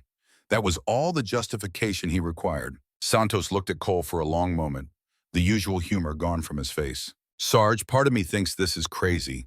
35 clicks through hostile territory for one person? We could all die out there. I know. But here's the thing. My grandfather was at Chosin too. He used to tell me stories about the Marines who would not leave the wounded behind, who carried their brothers out through enemy fire, through weather that killed men where they stood. He said that was what made him proud to be a Marine. Not the battles, not the medals, the men they saved. Santos straightened up. If we leave that woman out there, we are not Marines anymore. So yeah, Sarge, I am in. Let us go get her. Cole felt something loosen in his chest. He should have known these men would never let him go alone. All right, move out. They began to run. The terrain was brutal, sharp ridges and steep valleys that seemed designed to punish anyone foolish enough to cross them on foot. Cole led them down from the observation post, descending through loose scree that threatened to send them tumbling with every step. They covered the first 5 kilometers in just over an hour, a pace that would have exhausted most soldiers but was merely challenging for men trained for exactly this kind of operation. As they ran, Cole thought about Elena Mercer. He had never met her, knew nothing about her except what he had gleaned from the radio transmissions. She was a medic, she was wounded, she was alone. But there was something in her voice, something in the calm, professional way she had reported her situation, that told him she was more than just another soldier. She was a survivor, like him, like Danny had been, until the day his luck ran out. They reached the valley floor at 0400 hours, just as dawn began to lighten the eastern sky. The terrain here was easier, but more exposed. Cole slowed the pace, trading speed for caution. Radio check, he said. Wheeler, try to raise Vanguard 23. Wheeler keyed his radio. Vanguard 23, this is Reaper 16, how copy? Static. Then a voice, weaker than before but still steady. Reaper 16, Vanguard 23, I copy. What is your status? We are approximately 25 clicks from your position, ETA 8 to 10 hours. Can you hold? A pause. When Elena's voice returned, there was pain in it that she could no longer hide. I will hold as long as I have to, but be advised, enemy activity has increased. They know I am moving. They are trying to cut me off. Cole took the radio. Vanguard 23, continue toward Rally Point Bravo. We will find you. Just stay alive and keep moving. Copy that, Reaper 16, and thank you for coming. Reaper 16 out. 20 kilometers to the east, Elena Mercer was fighting a battle she was not sure she could win. Her body was failing her. She could feel it happening, the slow deterioration that came from blood loss and infection and damage that her system could not repair. Her arm throbbed with a deep heat that told her the wound was infected despite the antibiotics. Her leg had swollen until the splint cut into her flesh. Every movement was agony, but she kept moving, because that was what Mercers did, because her father had taught her that giving up was never an option, because Michelle had made her promise to survive. She found a hiding spot beneath a rocky overhang and listened to the captured enemy radio. Most of the chatter was routine, search teams reporting negative contacts. But then she heard that voice, Colonel Rashid Khoury, calm, commanding, dangerous. All units be advised, the target is moving southeast toward the passes. I am repositioning our forces to establish a blocking line at grid November Kilo 7630. She has nowhere to go. Elena felt her stomach tighten. He was right. He had read her intentions perfectly, had anticipated her route and was moving to intercept. Rally Point Bravo was about to become a trap. She needed to change her plan. She studied her map. There was a ridge about 2 kilometers to her north. If she could reach it, she would have a commanding view of the terrain below. She could see where the enemy was positioned and find a way through that they would not expect. It would mean climbing with a shattered arm and a torn knee. It would mean moving toward the enemy rather than away. But it might also mean survival. Elena began to climb. The ascent was brutal. She could only use one arm to pull herself up, and her damaged legs screamed with every step. She bit through her lip to keep from crying out, tasted blood, kept climbing, because that was what survivors did. An hour later, she reached the top. The view was everything she had hoped for. Below her, spread across the valley floor, she could see the enemy positions. Clusters of men at key intersections, blocking the routes to Rally Point Bravo. Patrols moving through the terrain, and a command post where Khoury was probably coordinating his forces. She had been right to change her plan. If she had continued southeast, she would have walked directly into this trap. But she also saw something else. A narrow valley to the east, barely visible from below, that seemed to have been overlooked by the blocking force. It would take her away from Rally Point Bravo, but if she could reach it, she might have a clear path to an alternate extraction point. She was halfway down the eastern slope when her radio crackled. Vanguard 23, this is Reaper 16, how copy? Elena fumbled with the radio. Reaper 16, Vanguard 23, I copy. We are approximately 15 clicks from Rally Point Bravo, ETA 4 to 5 hours. What is your status? Reaper 16, be advised. Rally Point Bravo is hot. I say again, Rally Point Bravo is hot. I am diverting to alternate location. New coordinates to follow. A pause, then Cole's voice, steady and certain. Vanguard 23, copy. Rally Point Bravo is hot. We will hold for new coordinates. Wherever you go, we will find you. Something loosened in Elena's chest. They were not giving up on her. Copy that, Reaper 16, Vanguard 23 out. She continued her descent, moving as quickly as her damaged body would allow. The narrow valley was closer now, its entrance hidden by a fold in the terrain. If she could reach it, she might have a chance. She was less than 100 meters from the valley entrance when the trap was sprung. They came from 3 directions at once, men emerging from concealment with weapons raised. Elena threw herself behind a boulder, bringing up her rifle, but she knew she was outnumbered and outgunned. Staff Sergeant Mercer. The voice was calm, almost conversational. Colonel Rashid Khoury stepped into view, flanked by soldiers with their weapons trained on her position. He was tall, gray at the temples, with cold eyes that seemed to see everything. I must say you have impressed me, Khoury said.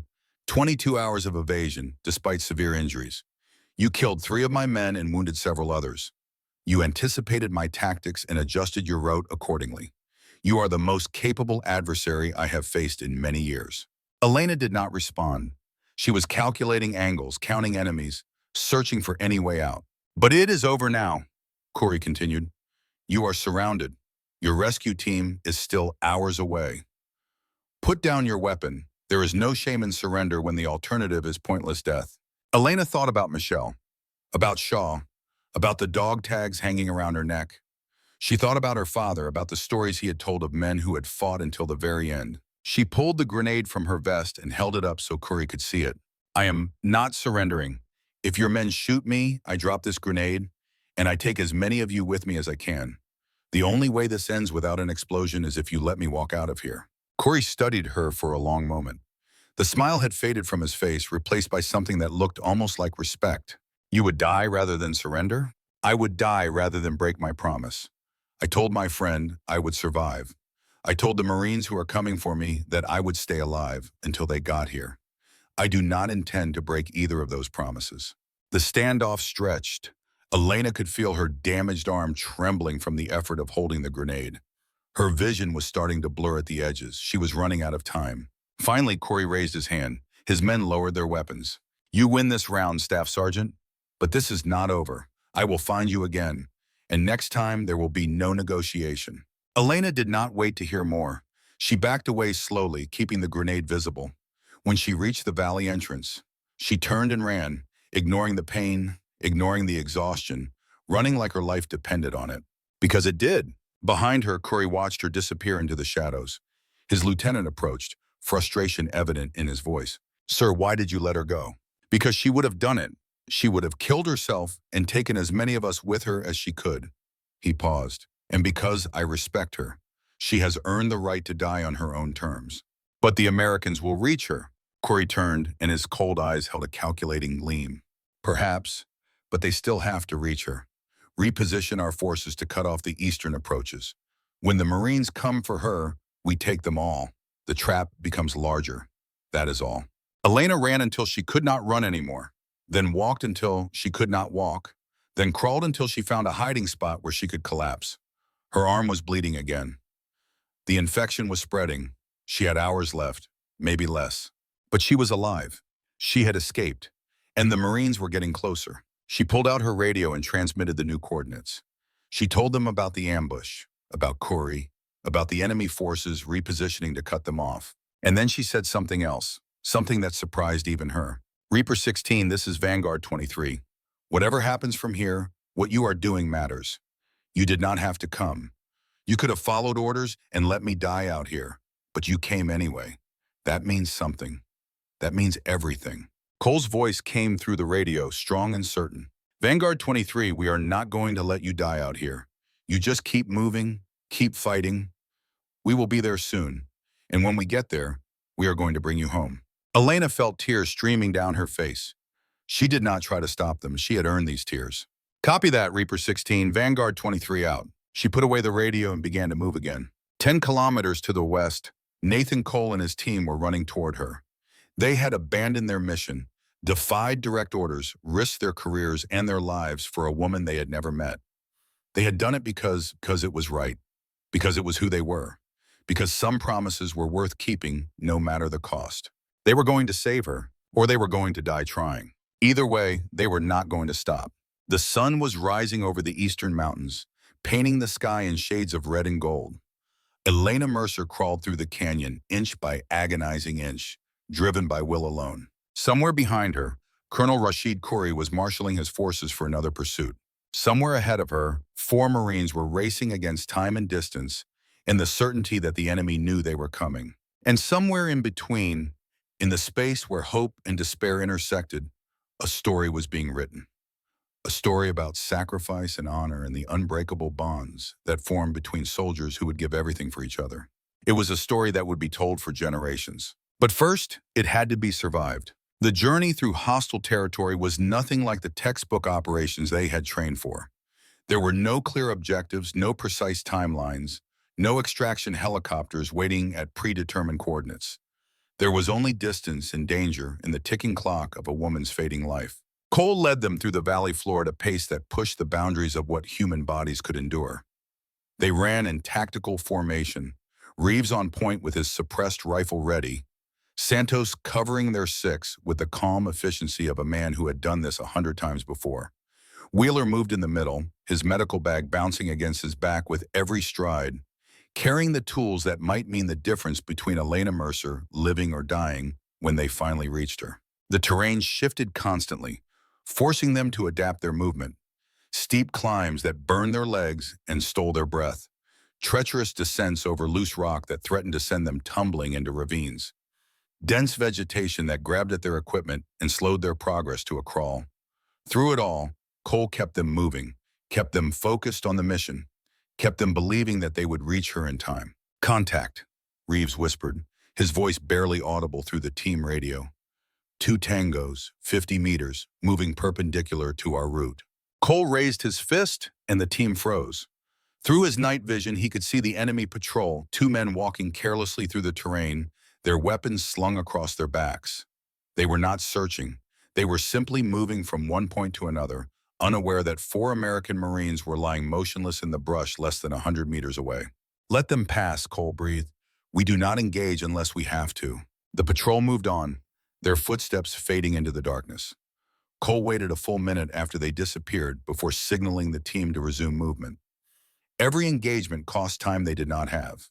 Every shot fired would alert the enemy to their presence and bring more forces down on their heads. They had to be ghosts, moving through this valley without leaving any trace of their passage.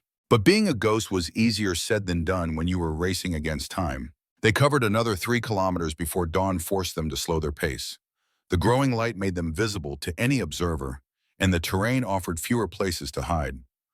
Cole adjusted their route, keeping them in the shadows of the ridgelines, using terrain features to mask their movement. Sarge, Santos said during a brief rest, how are we doing on time? Cole checked his watch. They had been moving for 4 hours and had covered nearly 15 kilometers. Elena was still at least 12 kilometers ahead, and the enemy was somewhere between them. The math was not encouraging. We are making good time, Cole said, because that was what a leader said even when the truth was more complicated. Keep moving. We will get there. Santos nodded, accepting the words at face value. That was the thing about trust. When you had spent years depending on someone to keep you alive, you learned to believe them even when the evidence suggested otherwise. They pushed on, moving through terrain that grew increasingly difficult as they approached the higher elevations. The air was thinner here, making every breath a conscious effort. Their muscles burned with the accumulated fatigue of hours of constant movement. But they kept going because somewhere ahead, a woman was counting on them. At approximately 1,000 hours, they encountered their first real obstacle. The valley ahead was blocked by an enemy checkpoint, a small fortification manned by at least 6 fighters with a heavy machine gun covering the only practical route through.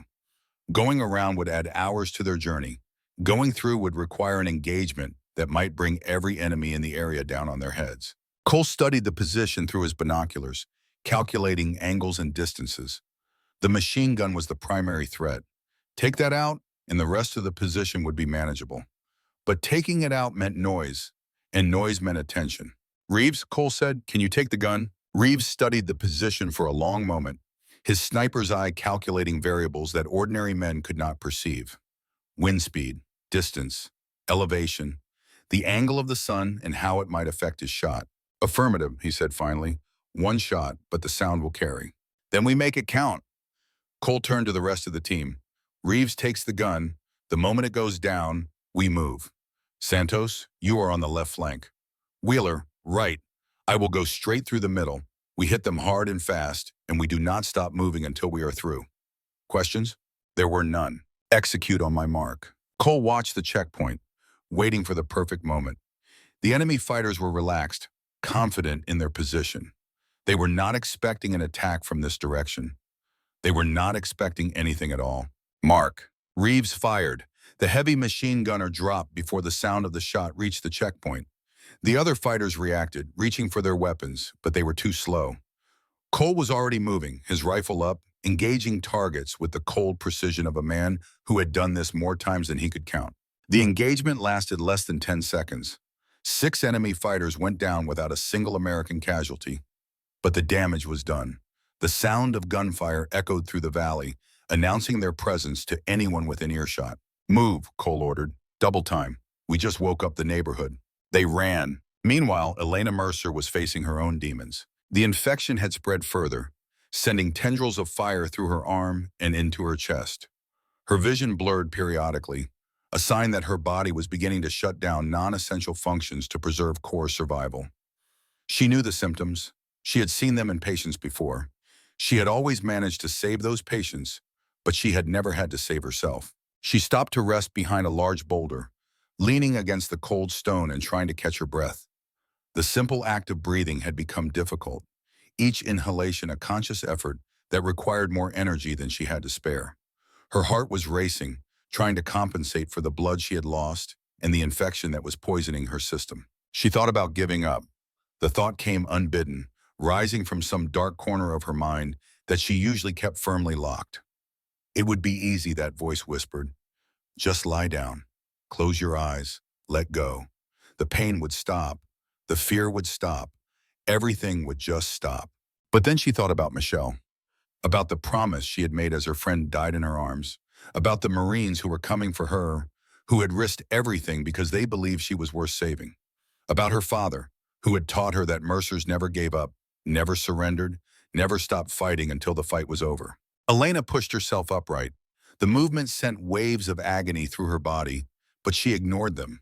Pain was just information. Pain was just the body's way of saying that something was wrong. She already knew something was wrong. She did not need the reminder. She checked her map, trying to orient herself despite the fog that was creeping into her thoughts. The alternate extraction point was still several kilometers ahead, through terrain that would challenge even a healthy person. She did not know if she could make it. She did not know if the Marines would reach her in time. She did not know if any of this would matter in the end. But she kept moving anyway, because that was what survivors did, because that was what her father had taught her, because Michelle had made her promise, and Elena Mercer did not break her promises. The sun climbed higher in the sky, and somewhere in the distance, she could hear the sound of gunfire. The Marines were engaging the enemy. They were getting closer. She just had to stay alive long enough for them to arrive. Back with Reaper 16, the situation was deteriorating rapidly. The firefight at the checkpoint had done exactly what Cole feared. Within 20 minutes of their engagement, they had spotted at least 2 enemy patrols converging on their position. The element of surprise was gone. Now they were running a gauntlet, moving as fast as they could while enemy forces closed in from multiple directions. "Contact right," Santos called out. 4 tangos, 200 meters, moving to intercept. Cole made a split-second decision. Ignore them, keep moving. We do not have time to engage every patrol between here and the objective. They ran harder, pushing through vegetation and over terrain that seemed to fight them at every step. Behind them, the enemy patrol realized they had been spotted and opened fire. Bullets snapped through the air, close enough that Cole could feel the displaced air against his face. "Return fire," he ordered. "Suppressive only. Keep moving." Santos dropped to one knee and sprayed a burst toward the enemy position, forcing them to take cover. Then he was up and running again, rejoining the formation as they plunged into a narrow ravine that offered temporary concealment. They were getting closer.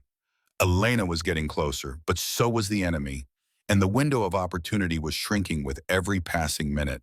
"Wheeler," Cole said as they paused to catch their breath, "what is her condition?" Based on what she reported, Wheeler's face was grim. Compound fracture, at least 24 hours old, possible infection, blood loss, dehydration, shock.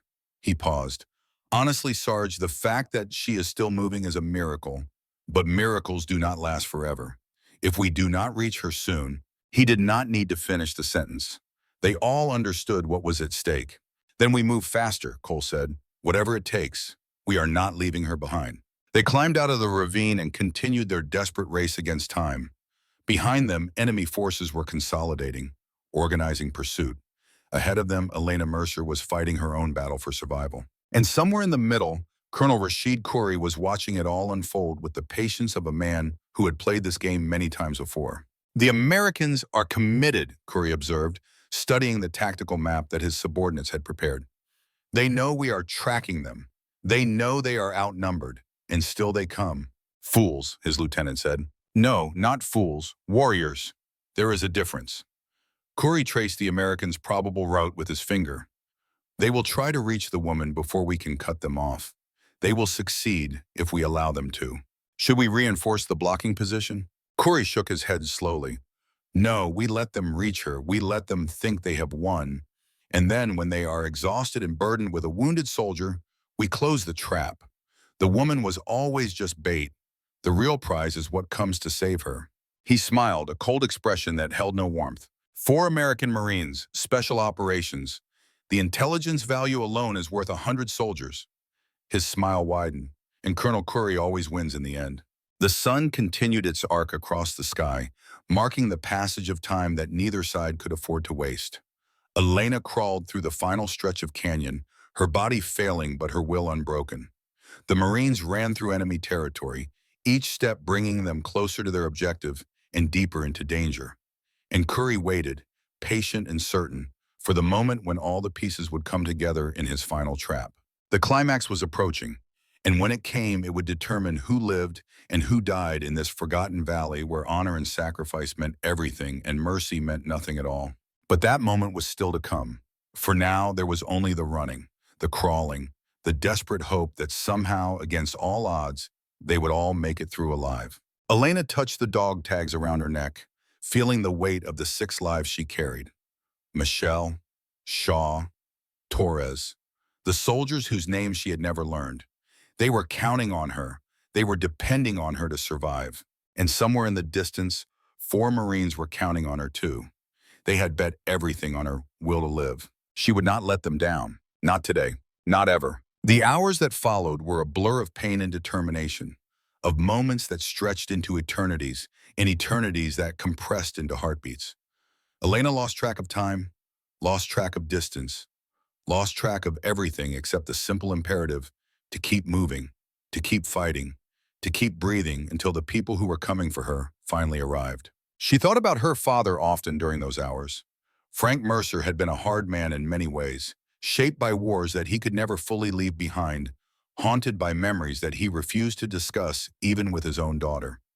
But he had also been the most loving father Elena could have imagined, the kind of man who showed his affection through actions rather than words, who taught her everything he knew because he wanted her to be prepared for a world that could be beautiful and terrible in equal measure. "The world will try to break you," he had told her once, when she was 16 and struggling with a particularly difficult period in her life. "It will throw everything it has at you, and it will not care if you survive. But here is the thing, Elena. You are stronger than you think. You are more capable than you believe. And when everything seems impossible, when the world is falling apart around you, You will find something inside yourself that you did not know was there, a reserve of strength that only appears when you need it most. She had not fully understood what he meant at the time. She understood now. Her body was failing. Her mind was clouded by fever and exhaustion. But somewhere deep inside, there was still a spark, a flame that refused to be extinguished no matter how dark things became. It was the same spark that had carried her father through 3 tours in the jungle.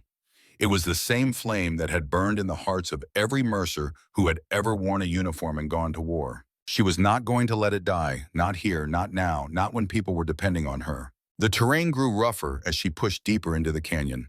The walls rose on either side, cutting off the sun and plunging her into perpetual twilight. Loose rocks made every step treacherous, threatening to send her tumbling into the void. But she kept moving, kept crawling, kept fighting against a body that wanted nothing more than to stop. Her radio crackled with a transmission from the Marine team. Wheeler's voice, calm and professional despite the circumstances. Vanguard 23, Reaper 16, we are approximately 5 clicks from your position. What is your status? Elena fumbled for the radio with hands that trembled from exhaustion and fever. Reaper 16, Vanguard 23, I am still mobile, barely, heading for the alternate extraction point. Maybe 2 clicks out.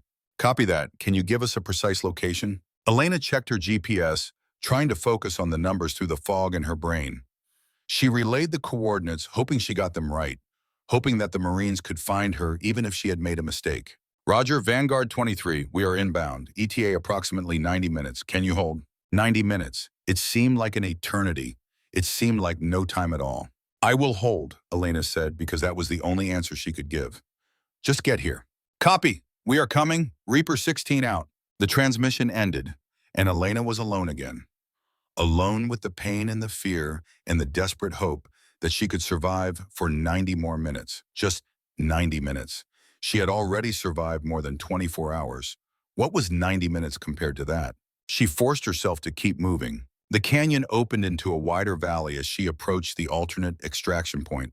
The terrain here was more exposed, offering fewer places to hide, but it was also flatter and easier to traverse. Elena picked up her pace, driven by the knowledge that the Marines were close and that every step she took brought her closer to salvation. But she was not the only one who knew about the alternate extraction point. Colonel Curry had anticipated this move hours ago. His forces were already in position, waiting in the rocks and ridges that surrounded the valley, ready to spring the trap when the moment was right. The woman was the lure, the Marines were the target, and Curry was the patient hunter who had orchestrated everything with the precision of a master chess player. He watched through his binoculars as Elena emerged from the canyon and began moving across the open ground. She was barely upright, staggering more than walking, but she was still moving. He had to admire her determination, even as he prepared to end her desperate escape. All units, hold positions, he transmitted to his forces. Let her reach the center of the valley. Let the Americans see that she is close, and then we close the trap. His men acknowledged the order and settled in to wait. The endgame was approaching. Everything that had happened over the past 24 hours had been leading to this moment, this place, this final confrontation. Soon it would all be over. But Corey had underestimated 2 things. He had underestimated Elena Mercer's will to survive, and he had underestimated the Marines who were coming for her. They were closer than he knew, and they were not planning to stop until their mission was complete. The final act was about to begin. The valley opened before them like a wound in the earth, a broad expanse of rocky terrain flanked by ridges that rose on either side like the walls of a natural amphitheater. Staff Sergeant Nathan Cole crouched behind a boulder at the valley's edge, studying the ground ahead through his binoculars while his team caught their breath after hours of relentless movement through hostile territory. They had covered nearly 30 kilometers in less than 12 hours, running and climbing and fighting their way through enemy patrols that seemed to multiply with every passing hour. Now they were close. So close that Cole could almost feel Elena Mercer's presence somewhere in the terrain ahead. But something was wrong. The valley was too quiet, too empty. After encountering enemy forces at regular intervals throughout their journey, the sudden absence of opposition felt less like good fortune and more like a trap waiting to be sprung. I do not like this, Reeves said, his sniper's instincts picking up the same wrongness that Cole had sensed. They know we are coming. They have known for hours, so where are they? Cole scanned the ridge lines, looking for any sign of enemy positions. The rocks and shadows offered 1,000 places to hide, 1,000 angles from which an ambush could be launched. If Colonel Curry had positioned his forces correctly, the entire valley could become a killing ground with no escape. "They are out there," Cole said. "They are waiting for something." "Waiting for us to commit," Wheeler suggested. "Once we are in the open, they spring the trap. Then we do not give them what they expect." Cole lowered his binoculars and turned to his team. "Wheeler, try to raise Vanguard 23. We need to know exactly where she is before we move." "Need to pot." Wheeler keyed his radio, keeping his voice low. "Vanguard 23, this is Reaper 16. We are at the northern edge of your valley. What is your position?" Static crackled for a long moment. Then Elena's voice came through, weaker than before but still carrying the determination that had kept her alive for more than 24 hours. "Reaper 16, I am approximately 300 meters from the southern edge. There is a rock formation shaped like a broken tooth. I am in the shadows at its base." Cole found the formation through his binoculars. It was distinctive, a jagged spire of stone that rose from the valley floor like a monument to some forgotten god. He could not see Elena from this distance, but if she was there, she was exposed. The ground between her position and the valley's edge offered minimal cover. Getting to her would mean crossing open terrain under the eyes of whatever forces Curry had positioned on the surrounding ridges. "Copy, Vanguard 23. We have eyes on your position. Hold there. We are coming to you." "Reaper 16, be advised. I have spotted movement on the eastern ridge, at least 6, maybe more. They are watching the valley." Cole shifted his binoculars to the eastern ridge and found them. 6 enemy fighters in concealed positions, their weapons trained on the valley floor. They were not moving, not searching. They were waiting. Just like he had suspected. "Roger that. We see them too. Hold your position and stay hidden. We will handle the welcoming committee." Cole lowered his binoculars and looked at his team. 3 men who had followed him across 30 kilometers of enemy territory, who had defied direct orders and risked their careers and their lives for a woman they had never met. They were exhausted, running low on ammunition, facing an enemy that outnumbered them by at least 3 to 1. The smart play would be to wait for darkness, to use the cover of night to slip past the enemy positions and reach Elena without being detected. But Elena did not have time to wait for darkness. Wheeler had been monitoring her condition through their radio exchanges, and his assessment was grim. The infection from her compound fracture was spreading. Her responses were becoming slower, her voice more strained. She had hours left, maybe less, before her body gave out entirely. They had to move now. They had to fight their way through. "Here is the plan," Cole said. "Reeves, you stay here and provide overwatch. You see anyone on those ridges move toward us, you put them down. Santos, Wheeler, you are with me. We move fast, we move hard. We do not stop until we reach her." "What about the 6 on the eastern ridge?" Santos asked. "Reeves will keep their heads down. Once we reach Elena, we assess the situation and find another way out. There has to be a gap in their coverage somewhere. We find it, we exploit it, we get everyone home." It was not much of a plan, Cole knew that, but it was the only plan they had, and sometimes the only plan you had was the plan you executed. "Questions?" No one spoke. "Then let us move." Reeves settled into a firing position behind a rock that offered a clear view of the eastern ridge. His rifle was steady, his breathing controlled, his entire being focused on the targets that would soon enter his crosshairs. He had made shots like this 100 times before, in training and in combat. He would make them again today. Cole led Santos and Wheeler down into the valley, moving from cover to cover with the practiced efficiency of men who had spent their careers operating in hostile environments. The first 50 meters were the most dangerous, the point at which they were most visible to the enemy positions above. Cole expected fire at any moment, expected the crack of rifles and the whistle of bullets that would tell him the trap had been sprung. But the fire did not come. The enemy soldiers on the eastern ridge watched them move but did not engage. It was as if they were under orders to observe only, to let the Americans advance deeper into the valley before springing whatever trap awaited them. Cole did not like it. He did not like it at all. They covered another 100 meters, then another 50, closing the distance to Elena's position with every step. Cole could see the rock formation clearly now, could see the dark shadow at its base where she was hiding. She was close, so close that he could almost reach out and touch her. "Contact left," Santos shouted. The enemy had finally moved. Not from the eastern ridge, but from positions on the western side that they had not detected. At least 8 fighters emerged from concealment, weapons raised, moving to cut off their advance. Cole reacted instantly, dropping to one knee and engaging the nearest target with a controlled burst that dropped the man before he could fire. Beside him, Santos opened up on full automatic, laying down suppressive fire that forced the advancing enemy to seek cover. Wheeler added his own rifle to the chorus, creating a wall of lead that held the enemy at bay. From the ridgeline above, Reeves began his work. The distinctive crack of his sniper rifle echoed through the valley, and one of the fighters on the eastern ridge pitched forward and tumbled down the slope. Another crack, another body falling. Reeves was keeping his promise, keeping the enemy's heads down while his teammates fought their way to the objective. But more enemies were appearing now, converging on their position from multiple directions. The trap had been sprung, and they were caught in the middle of it. "Keep moving," Cole shouted. "We push through." They ran, firing as they moved, covering ground with desperate speed while bullets snapped past their heads and impacted the rocks around them. Santos took a round in his vest that staggered him but did not penetrate. Wheeler stumbled over loose stone but recovered and kept firing. Cole felt something tug at his sleeve and knew that he had come within inches of death, but there was no time to think about that now. The rock formation loomed ahead, and then they were there, sliding into cover beside a woman who looked like she had crawled out of hell itself. Elena Mercer was barely recognizable as a soldier. Her uniform was torn and stained with blood and dirt.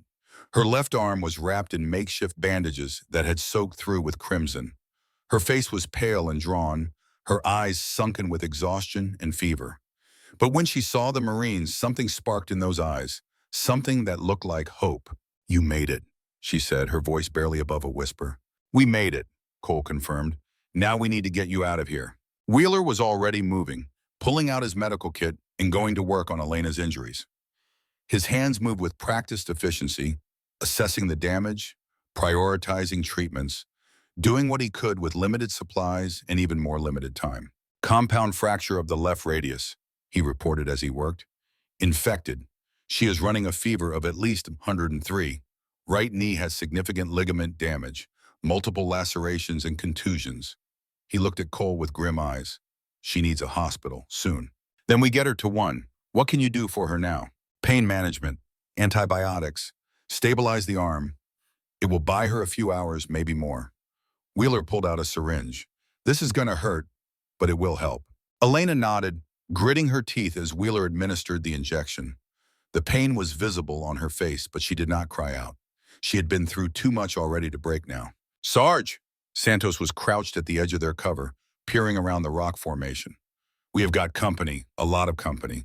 I count at least 15 tangos closing from the north and west. More on the ridges." Cole assessed the situation with the cold clarity that came from years of combat experience. They were surrounded on 3 sides, with at least 20 enemy fighters closing in on their position. Their ammunition was running low. They had one wounded soldier who could barely walk, and extraction was still miles away with hostile forces between them and safety. The math did not work. No matter how he calculated it, the numbers came up the same way. They could not fight their way out. Not with the forces arrayed against them, not with Elena unable to move under her own power. Unless someone changed the equation. "Wheeler, how mobile is she?" "With support, she can move. Not fast, but she can move." "Good enough." Cole turned to Santos. "Take Wheeler and Elena. Head south through that ravine.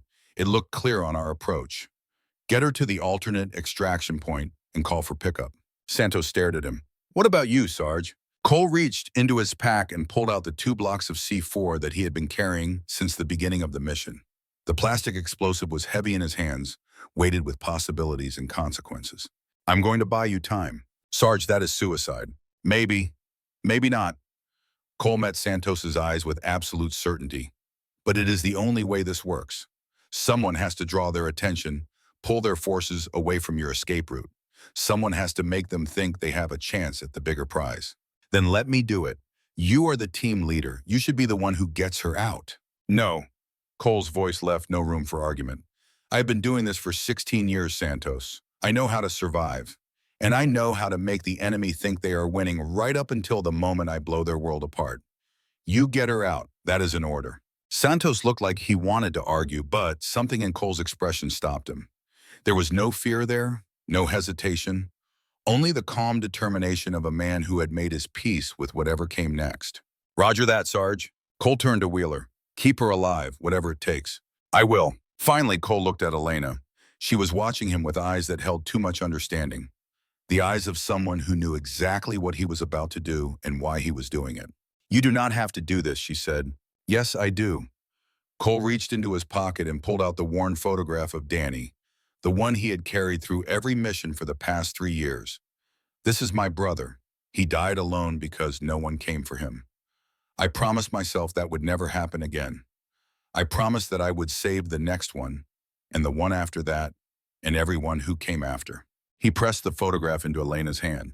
If I do not make it back, give this to my parents. Tell them I kept my promise. Elena looked at the photograph, at the 2 young men in dress blues who looked so much alike, and then back at Cole. You are giving it to them yourself. That is an order. Cole smiled, the first real smile he had allowed himself in hours. You are not my commanding officer, Sergeant. No, but I outrank you in stubbornness. Cole laughed, a brief sound that carried more weight than any words could have expressed. Then his expression hardened, the mask of the warrior slipping back into place. On my signal, you move. You do not stop. You do not look back. You get her out of here and you call for extraction. Understood? Understood, Sarge. Cole checked his rifle, verified that the C4 was properly rigged with detonators, and took a deep breath. Then he moved around the rock formation and opened fire on the approaching enemy, his rifle barking in controlled bursts that drew attention and returned fire. Go, he shouted. Now! Santos grabbed Elena under one arm, while Wheeler took the other. Together they lifted her and began moving toward the ravine that led south, supporting her weight between them as she struggled to keep her damaged leg moving. Behind them they could hear Cole's rifle firing, could hear the answering roar of enemy weapons, could hear the sounds of a desperate man buying them time with his own life. Elena wanted to look back. She wanted to see the man who was sacrificing himself for her, wanted to memorize his face, wanted to do something, anything to help him. But Santos and Wheeler kept her moving, kept her focused on the terrain ahead, kept her from doing anything that would waste the gift Cole was giving them. They reached the ravine and plunged into its shadows, the sounds of battle fading behind them as they put distance between themselves and the killing ground. The ravine was narrow and rocky, forcing them to move slowly, but it was also concealed from the ridgelines above. If Cole's distraction was working, the enemy would be focused on him rather than searching for the escaping survivors. Keep moving, Santos urged. We cannot stop. Elena nodded, forcing her exhausted body to comply. Every step was agony. Every breath was a battle. But she kept moving because that was what survivors did. Because Cole was counting on her. Because Michelle and Shaw and all the others who had died were counting on her. Behind them, the sounds of gunfire grew more distant. Then cutting through the chaos came a different sound. An explosion, deep and powerful. The unmistakable roar of military explosives being detonated. Elena felt her heart clench. Cole, the C4. He had done it. He had blown the charges. But had he survived? The silence that followed the explosion was more terrifying than the battle had been. Elena strained to hear any sign that Cole was still alive, any indication that his sacrifice had been something other than final. But there was nothing. Just the wind and the distant echo of the blast fading into the mountains. Keep moving, Wheeler said, his voice rough with emotion. We cannot help him if we are dead. They kept moving. Meanwhile, Nathan Cole was discovering that he was not dead yet. The explosion had been perfectly timed. He had led the pursuing enemy forces into a narrow defile, a natural choke point where the terrain funneled movement into a killing zone barely 20 feet wide. When he had triggered the C4, the blast had collapsed the walls on either side, burying at least 6 enemy fighters under tons of rock and debris. The survivors were scattered, disoriented, momentarily unable to continue their pursuit. But Cole had not escaped unscathed. A piece of shrapnel had torn through his left thigh, leaving a wound that was bleeding badly. His ears were ringing from the blast, and his vision kept blurring at the edges. He had bought his team time, but he had paid for it in blood. He pressed his hand against the wound, trying to slow the bleeding, and assessed his situation. The collapse had blocked the most direct route to his position, but there were other paths through the terrain. The enemy would regroup and come for him. It was only a matter of time. He needed to move. He needed to put distance between himself and this position before the enemy recovered. If he could make it back to the ridgeline where Reeves was providing overwatch, he might have a chance. Reeves would cover him. Reeves would get him out. Cole pushed himself upright, gritting his teeth against the pain in his leg, and began to move. The terrain was brutal. Every step sent fresh waves of agony through his wounded thigh. Blood seeped between his fingers despite the pressure he maintained on the injury. His body wanted to stop, wanted to rest, wanted to give up and let the darkness at the edge of his vision consume him. But Nathan Cole had never been good at giving up. He had not given up when Danny died. He had not given up when command ordered him to abandon Elena Mercer. He was not going to give up now, not when his team was counting on him to survive, not when there was still a chance, however slim, that he could make it back. He thought about his father, about the stories of Chosin Reservoir, about men who had survived the unsurvivable through sheer force of will. He thought about Danny, about the promise he had made at his brother's grave. He thought about Elena, about the photograph she was carrying, about the message she would deliver to his parents if he did not make it back. "Not today," he muttered through clenched teeth. "Not today." He kept moving. Behind him, Colonel Rashid Khoury was surveying the destruction with cold fury. 6 of his men were dead, buried under the rubble of the collapsed defile. At least 4 more were wounded badly enough to be out of the fight. And the Americans were escaping, slipping through his fingers despite everything he had done to trap them. "Find them," he ordered. "Find all of them. The woman, the Marines who came for her, and especially the one who did this." He gestured at the smoking debris. "I want him alive if possible. I want to look him in the eye before I kill him." His men scattered to obey, spreading out through the terrain in search of their quarry. Khoury stood alone for a moment, staring at the rubble that marked his failure, feeling the unfamiliar burn of frustration in his chest. The American had outplayed him, had sacrificed himself to buy time for the others, had demonstrated exactly the kind of determination and resourcefulness that Khoury had admired in the female medic. These Americans were different. They were not the soft targets he had expected, the bureaucratic soldiers who followed orders and avoided risks. They were warriors, the kind who fought until they could not fight anymore and then found ways to keep fighting. He would have to adapt. He would have to be smarter, faster, more ruthless. He would catch them eventually. He always caught his prey eventually. But for the first time in years, Khoury was not certain of the outcome. The hunt continued. In the ravine to the south, Santos and Wheeler were making better progress than they had expected. The terrain was difficult but passable, and they had not encountered any enemy forces since leaving the valley. Cole's distraction had worked. He had pulled the enemy's attention away from their escape route, had given them the window they needed to get Elena to safety. Elena was fading. Wheeler could see it in her eyes, in the way her movements were becoming more sluggish, in the way she leaned more heavily on their support with every step. The infection was winning. Her body was shutting down. She needed proper medical care, and she needed it soon. "How much farther?" Santos asked. Wheeler checked his GPS. "Maybe 2 kilometers to the extraction point. Another hour at this pace." "She does not have an hour." "Then we move faster." They pushed on, half carrying Elena between them, moving as quickly as the terrain would allow. The ravine opened into a wider valley, and then they were climbing again, ascending a ridge that would bring them to the extraction point on the other side. Elena's breathing was becoming labored. Her skin was hot to the touch, burning with fever. Wheeler administered another dose of antibiotics, but he knew it was not enough. She needed IV fluids. She needed surgery. She needed things that he could not provide in the field with his limited supplies. "Stay with me, Mercer," he said. "We are almost there." "Cole," she mumbled. "Did he? He is tough. He will make it." Wheeler did not know if that was true, but he knew that Elena needed to believe it, needed something to hold on to in the darkness that was threatening to consume her.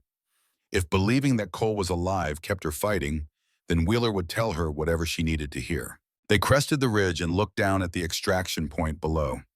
It was a small clearing, barely large enough for a helicopter to land, surrounded by rocks and sparse vegetation. It was exposed, it was dangerous, but it was the only option they had. "Wheeler," Santos said, "we have got movement on the opposite ridge." Wheeler looked where Santos was pointing and felt his heart sink. Enemy fighters were moving along the ridgeline to the east, at least 6 of them, heading toward the extraction point. They had not seen the Americans yet, but they would soon, and when they did, the small clearing would become a killing ground. "We cannot let them reach that position," Wheeler said. "If they get set up before we call for extraction, We are dead. I know. Santos checked his rifle. You get her to the clearing and call for pickup. I will hold them off. Santos, there are 6 of them. I can count. Santos grinned, but there was no humor in his eyes. Just get her out. Tell my mom I love her. And tell her I am sorry about the tamales. Before Wheeler could argue, Santos was moving, working his way along the ridge toward the approaching enemy. Wheeler watched him go, feeling the weight of command that had suddenly fallen on his shoulders. He was the only one left. He was the only one who could get Elena home. He lifted her and began moving toward the clearing. Santos reached a position that offered a clear view of the approaching enemy and settled in behind a rock. His rifle was a familiar weight in his hands, an extension of his body that he had trained with for years. He had never been the best shot on the team. That honor belonged to Reeves, but he was good enough. He had to be. The enemy fighters were moving carelessly, not expecting resistance. They thought they were the hunters, closing in on wounded prey. They did not know that the prey had teeth. Santos lined up his first shot and squeezed the trigger. The lead fighter dropped. The others scattered, seeking cover, their confident advance dissolving into chaos as they realized they were under attack. Santos shifted his aim and fired again, catching another fighter as he tried to reach the shelter of a nearby boulder. Return fire began immediately, bullets snapping off the rock near his head, forcing him to duck and relocate. He moved to a new position and fired again, then moved again. He was 1 man against 6, but he had surprise on his side, and he had the determination of someone fighting for something bigger than himself. He thought about his grandfather, about the stories of Chosin Reservoir, about Marines who had held the line against impossible odds because that was what Marines did. He thought about his mother, about her tamales, about the way she smiled when he called her from wherever he was deployed. He thought about Cole, somewhere behind them, probably fighting his own impossible battle. He was not going to let them down. Another shot, another enemy fighter wounded or killed. The survivors were pinning him down now, coordinating their fire, trying to flank his position. He was running out of ammunition. He was running out of time. But in the clearing below, Wheeler had reached the extraction point. His radio was in his hand, and he was calling for help. Overwatch, Overwatch. This is Reaper 16 Bravo. We are at the extraction point with Vanguard 23. Multiple wounded, multiple hostiles in the area. Request immediate close air support and medevac, over. The response came after a tense pause that felt like an eternity. Reaper 16 Bravo, this is Overwatch. Copy your request. Be advised, fast movers are 8 minutes out. Medevac is 15 minutes behind them. Can you hold? 8 minutes. Santos had to hold for 8 minutes. Wheeler had to keep Elena alive for 8 minutes. They all had to survive for 8 minutes, and then help would arrive. We can hold, Wheeler said into the radio. Send everything you have, Overwatch. He set down the radio and turned his attention to Elena. She was unconscious now, her body finally surrendering to the accumulated trauma of the past 30 hours. Her pulse was weak and thready, her breathing shallow. She was slipping away, and there was nothing Wheeler could do to stop it. Come on, Mercer, he said, checking her airways, monitoring her vital signs. Stay with me. Help is coming. Just a few more minutes. On the ridge above, Santos was down to his last magazine. The enemy had flanked him, were closing in from 2 directions. He had killed or wounded at least 4 of them, but there were still more coming, and he had nothing left to give. He thought about making a last stand, about taking as many of them with him as he could. But then he heard something that changed everything. The roar of jet engines. He looked up and saw them coming. 2 F-18 Super Hornets screaming across the sky at treetop level, their targeting systems already locked on the enemy positions that Wheeler had marked with his GPS beacon. Santos pressed himself flat against the ground as the jets made their first pass. The sound was deafening, the thunder of freedom arriving in the nick of time. 20-millimeter cannon fire tore into the ridge where the enemy fighters had been positioned, turning rock and flesh into a maelstrom of destruction. The jets pulled up, banked hard, and came around for another pass. More cannon fire, more destruction. When they climbed away for the second time, the enemy on the eastern ridge was gone, swept away by American firepower. Santos lay there for a moment, breathing hard, hardly believing that he was still alive. Then he pushed himself upright and began making his way down to the clearing. He had done it. They had done it. Elena Mercer was going home, but the victory was not complete, not yet. Nathan Cole was still out there. Nathan Cole was still fighting. And the battle was not over until everyone came home. The medevac helicopter arrived 12 minutes after the jets finished their work. It came in low and fast, the distinctive thump of its rotors announcing salvation to anyone still listening. The pilot sat down in the clearing with the practiced skill of someone who had made landings under fire more times than he could count, and the crew chief was already jumping out before the skids touched the ground. Wheeler had Elena on a stretcher that he had improvised from their equipment, keeping her as stable as possible while they waited for the helicopter. Her condition had deteriorated further in the minutes since the airstrike, her body finally giving up the fight it had been waging for more than 30 hours. Her pulse was barely detectable. Her breathing was so shallow that Wheeler had to watch carefully to confirm she was still alive.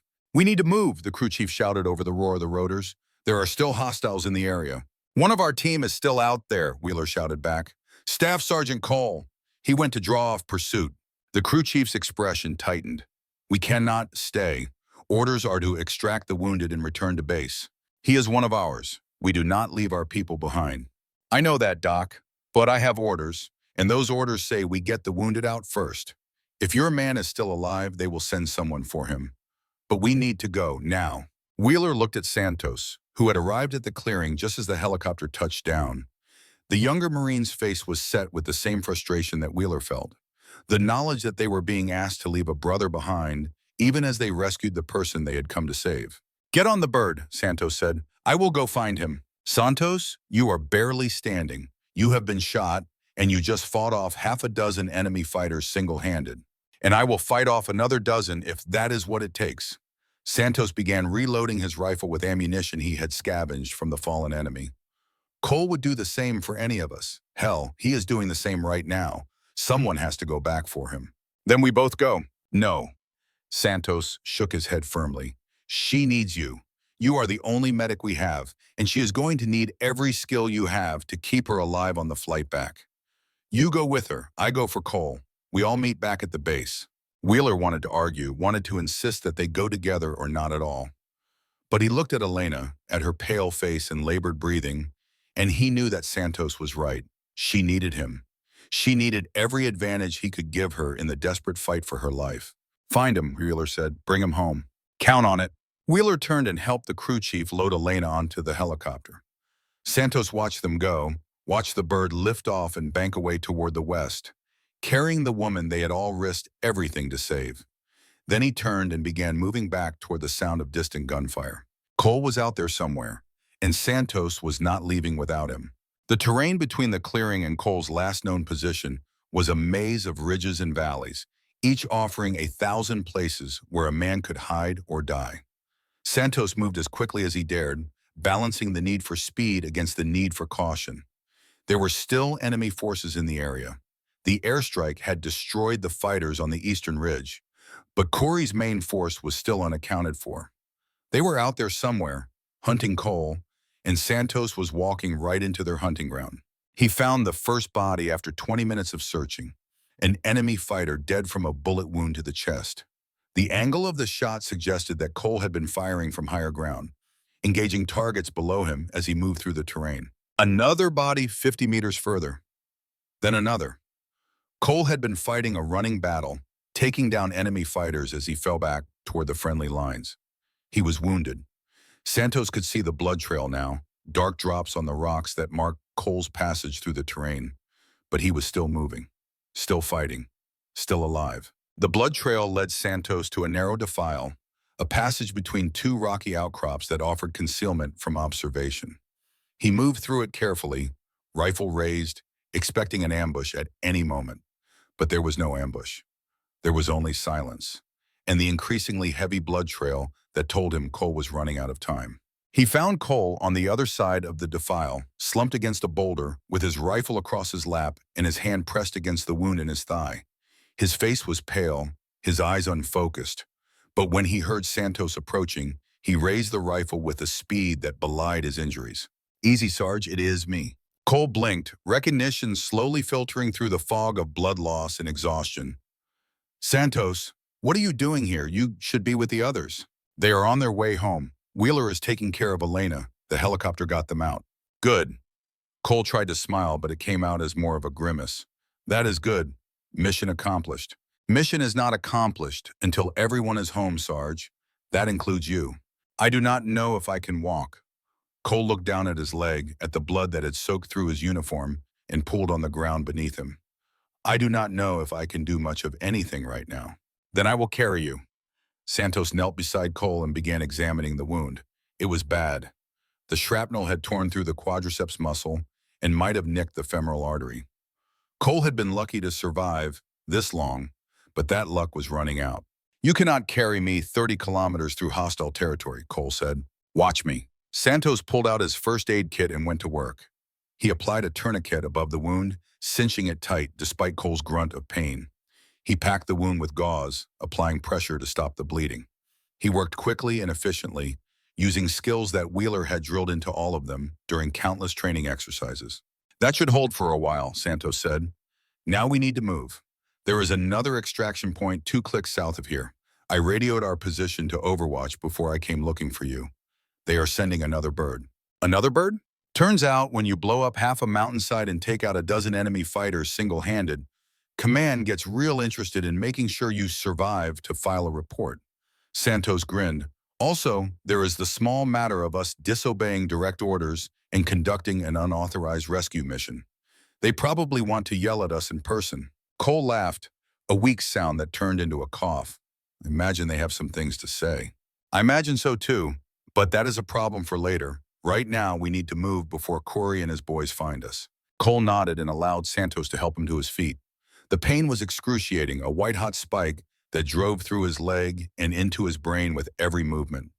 But he gritted his teeth and pushed through it, leaning heavily on Santos as they began moving south. Danny would have liked you, Cole said as they walked. He was always impressed by stubborn idiots who did not know when to quit. Sounds like my kind of guy. He was. Cole was quiet for a moment. He was the best of us. Better than me, that is for sure. He had this way of looking at the world, like everything was an adventure waiting to happen. Even when things were bad, he could find something to smile about. What happened to him? Cole told him. He told Santos about Danny's enlistment, about Nathan's failed attempts to talk him out of it, about the pride he had felt watching his little brother graduate from basic training. He told him about the deployment, about the convoy, about the IED that had ended Danny's adventure before it had really begun. He told him about the funeral, about standing in the rain while his father wept, about the promise he had made to save the next one. That is why you came for Elena, Santos said. That is why you defied orders and risked everything. That is why we all came. Because somewhere along the line, we all decided that some things matter more than orders. Some things matter more than careers or consequences or even survival. Cole paused to catch his breath, the simple act of walking requiring more effort than he had ever experienced. Elena Mercer was never just a mission. She was the promise I made to Danny.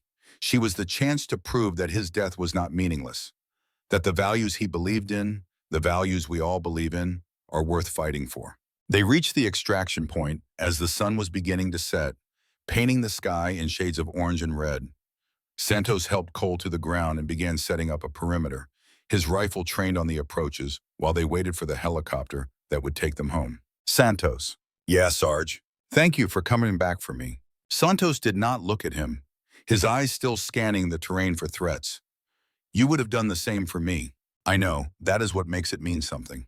The sound of rotors reached them 15 minutes later. The helicopter came in fast, its crew chief scanning the area for threats before signaling the all-clear.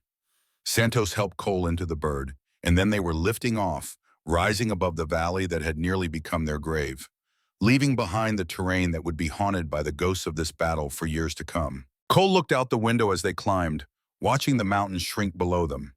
Somewhere down there, Corey was probably cursing their escape, planning his next move, refusing to accept defeat. That was a problem for another day. For now, all that mattered was that they were going home. All of them. Every single one. The helicopter turned west and accelerated toward the setting sun, carrying 2 Marines who had bet everything on a promise and won. Back at the forward operating base, the scene that awaited them was one of controlled chaos. Medical teams were rushing Elena toward the field hospital, their urgent movements speaking to the seriousness of her condition. Wheeler was running alongside the stretcher, shouting vitals and treatment information to the doctors who were preparing to receive her. Reeves was already there, having been extracted earlier after providing overwatch for as long as he could. He stood at the edge of the tarmac, watching the helicopter that carried Cole and Santos touch down, his expression as unreadable as ever. But there was something in his eyes, something that might have been relief or pride, or simply the satisfaction of a mission accomplished. "Sarge," he said as Cole was helped off the helicopter, "good to see you. Good to be seen." Cole winced as the medics transferred him to a stretcher. "How is Elena?" "Critical but stable. Wheeler got her here just in time. The doctors think she is going to make it." Cole woke up to fluorescent lights and the steady beep of medical monitors. His leg was bandaged and elevated, connected to tubes that tracked his vital signs. He was alive. He was home. And somewhere nearby, Elena Mercer was alive too. He had kept his promise. The battle was over, but the story was not finished yet. The extraction point was a killing ground waiting to happen. Wheeler knew it the moment he crested the ridge and looked down at the small clearing below, a patch of flat terrain barely large enough for a helicopter to land, surrounded by rocks and sparse vegetation that offered 1,000 places for an enemy to hide. But it was the only option they had, the only place within reach where a medevac bird could touch down and pull them out of this nightmare. Elena was fading fast. Her breathing had become shallow and irregular, her skin pale and clammy with the cold sweat of a body in shock. The infection from her compound fracture had spread despite the antibiotics Wheeler had administered, sending toxins coursing through her bloodstream that her exhausted immune system could no longer fight. She needed a hospital.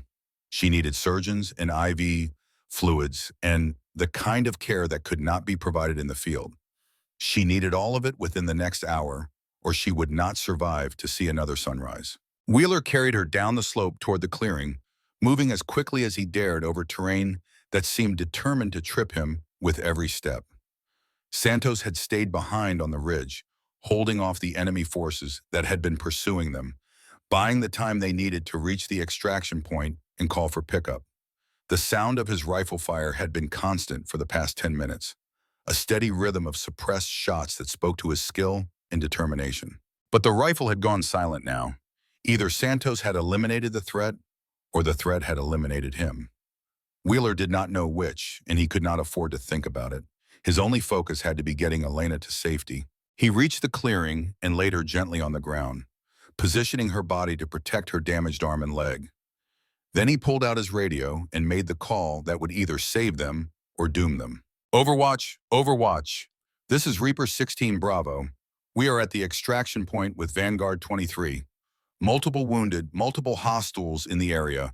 Request immediate close air support and medevac. Over." The response came after a pause that felt like an eternity. "Reaper 16 Bravo, this is Overwatch.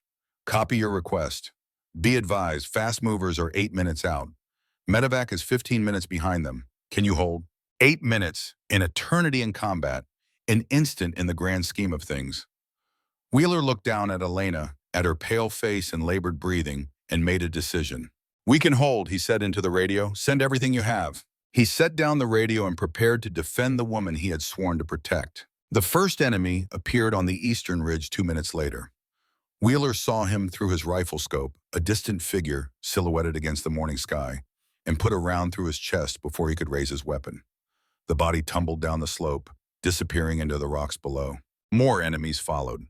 They came from multiple directions, converging on the clearing with the coordinated precision of professionals who had been hunting this prey for more than 30 hours. Wheeler counted at least 10 of them, maybe more, spreading out to encircle the extraction point and cut off any chance of escape. He was one man with limited ammunition, defending a wounded soldier who could not fight, against a force that outnumbered him 10 to 1. The math was simple and brutal. He would run out of bullets before they ran out of men, and when that happened, it would all be over. But Wheeler had not come this far to give up now. He had not defied orders and crossed 35 kilometers of hostile territory and watched his team leader nearly die just to surrender at the finish line.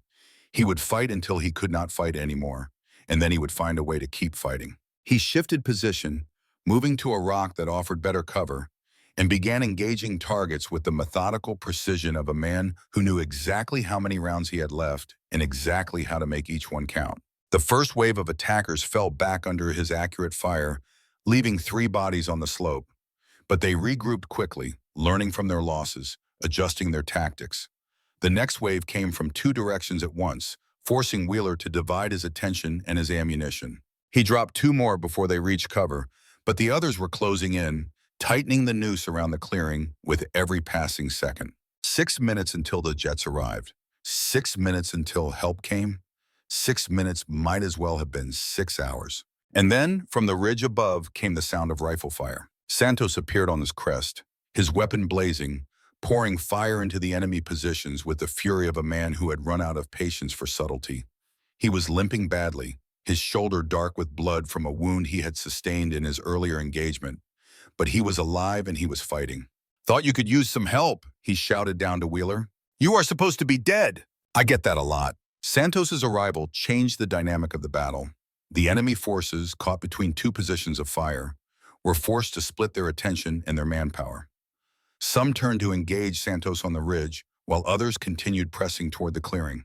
The coordinated attack became a chaotic firefight, with bullets flying in every direction and men dying on both sides. Wheeler used the distraction to advance, pushing out from the clearing to engage enemies at closer range. His rifle barked again and again, each shot finding its mark with the precision of a man who had trained for exactly this kind of situation.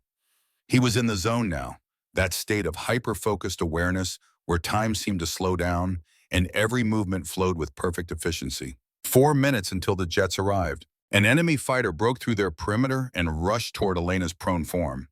Wheeler spun and fired, but his magazine was empty. He dropped the rifle and drew his sidearm, putting 2 rounds into the man's chest before he could reach her. The body fell less than 5 feet from where Elena lay unconscious. 3 minutes. The enemy was adapting again, pulling back to regroup, preparing for a final assault that would overwhelm the defenders through sheer numbers. Wheeler could see them gathering in the rocks to the north, at least 6 men with automatic weapons, getting ready to rush the clearing in a wave that he and Santos could not possibly stop. 2 minutes. The assault began. 6 men rose from cover and charged toward the clearing, their weapons firing on full automatic, filling the air with lead that snapped and whined off the rocks around Wheeler's position. He fired back, dropping one, then another, but the rest kept coming, driven by momentum and desperation. 1 minute. Wheeler's pistol clicked empty. He reached for another magazine and found nothing. He was out, completely out. The remaining attackers were 20 meters away, 15, 10. And then the sky split open with the roar of jet engines. The F-18 Super Hornets came in low and fast, their targeting systems locked on the enemy positions that Wheeler had marked with his GPS beacon. The lead pilot saw the situation instantly, saw the charging enemy fighters, saw the desperate Americans making their last stand, and made a decision that would be debated in tactical analysis classes for years to come. He opened fire. The 20mm cannon on an F-18 can fire over 6,000 rounds per minute, each projectile capable of destroying light armored vehicles. When that firepower was directed at men in the open, the results were devastating beyond description. The charging attackers simply ceased to exist. One moment they were there, weapons raised, voices screaming their battle cries. The next moment there was nothing but smoke and silence and the fading echo of the jet's passage. The pilot pulled up, banked hard, and came around for another pass. His wingman followed, targeting the enemy positions on the ridge where survivors were trying to regroup. More cannon fire, more destruction. When the jets climbed away for the second time, the enemy force that had been hunting Elena Mercer for more than 30 hours was gone, swept away by American firepower like leaves before a storm. Wheeler stood in the sudden silence, his empty pistol still raised, his heart pounding with the aftermath of adrenaline. He looked up at the sky where the jets were circling, providing top cover for the medevac helicopter that was now approaching from the west. They had done it. Against all odds, against every calculation of risk and probability, they had done it. Santos came limping down from the ridge, his face split by a grin that seemed impossibly wide given everything they had been through. "Did you see that? Did you see what those jets did?" "I saw it. That was the most beautiful thing I have ever witnessed. I am going to write those pilots a thank you note. I am going to send them a fruit basket. You are going to get on that helicopter and let someone look at your shoulder." "My shoulder is fine." Santos winced as he moved. "Okay, my shoulder is not fine. But I can worry about my shoulder after we get her out of here." They turned their attention to Elena, who had somehow remained unconscious through the entire battle. Wheeler checked her vitals and found them weak but stable. She had survived. After everything, after 32 hours of hell, she had survived. The medevac helicopter touched down in the clearing, its rotors whipping up a storm of dust and debris. The crew chief jumped out and ran toward them, his face all business, despite the devastation that surrounded the landing zone. "We need to move," he shouted over the roar of the engines. "There may be more hostiles in the area." Wheeler and Santos lifted Elena onto the stretcher and carried her toward the waiting bird. They loaded her carefully, strapping her in for the flight that would take her to safety. Wheeler climbed in beside her, his medical kit ready to provide whatever care she needed during the journey. Santos hesitated at the door of the helicopter. "What are you doing?" Wheeler demanded. "Cole is still out there. I am not leaving without him." "Santos, you can barely stand. Your shoulder is—" "I am not leaving without him." The crew chief looked between them, clearly frustrated by the delay. "We cannot stay here. Orders are to extract the wounded and return to base." "Then go. I will find another way back." Santos stepped away from the helicopter, his jaw set with determination. "Cole would do the same for any of us. He is probably doing the same right now." Wheeler wanted to argue, wanted to order Santos onto the helicopter, wanted to do something other than watch one of his teammates walk back into danger. But he looked at Elena, at her pale face and shallow breathing, and knew that he could not leave her. "Find him," Wheeler said. "Bring him home. Count on it." The helicopter lifted off, carrying Elena and Wheeler toward the west, towards safety, toward the medical care that would save her life. Santos watched them go, watched the bird dwindle to a speck in the distance, then turned and began moving back toward the sound of distant gunfire. Nathan Cole was out there somewhere, and Santos was not leaving without him. Meanwhile, Cole was discovering that survival was a relative term. The explosion had bought his team the time they needed to escape, but it had cost him dearly. Shrapnel from the blast had torn through his left thigh, leaving a wound that was bleeding badly despite the pressure he maintained with one hand. His vision kept blurring at the edges, a sign of blood loss that his body could not sustain much longer. But he was still alive, and as long as he was alive, he could still fight. He moved through the terrain with the painful determination of a wounded animal, using rocks and vegetation for cover, trying to put distance between himself and the enemy forces that would inevitably come looking for him. His legs screamed with every step, but he ignored it. Pain was just information. Pain was just the body's way of complaining about damage. He had ignored worse. The sound of jet engines reached him from the east, followed by the distinctive roar of cannon fire. Cole smiled despite everything. The cavalry had arrived. His team had made it to the extraction point. Elena was being rescued. The mission was accomplished. Now he just had to survive long enough to enjoy the victory. He found a defensible position among a cluster of boulders and settled in to wait. His rifle still had half a magazine, and his sidearm was fully loaded. Not enough ammunition for a sustained firefight, but enough to make any enemy think twice about rushing his position. The first enemy appeared 10 minutes later. A single scout moving cautiously through the terrain, searching for any sign of the American who had destroyed half their force. Cole let him get close, let him think he was alone and unobserved, then put a round through his chest from 20 meters away. The scout fell. Cole shifted position immediately, knowing that the shot would draw more enemies to his location. He was right. Within minutes, he could see movement on multiple ridgelines, figures converging on his position from different directions. He was surrounded, outnumbered, wounded and running low on ammunition. But he was not afraid. He had made peace with the possibility of death a long time ago, had accepted it as the price that might be demanded for the life he had chosen. If this was his end, he would face it the way he had faced everything else. On his feet, fighting. The attack came from 3 directions at once. Cole engaged the closest targets first, his rifle barking in controlled bursts that dropped 2 men before they could reach cover.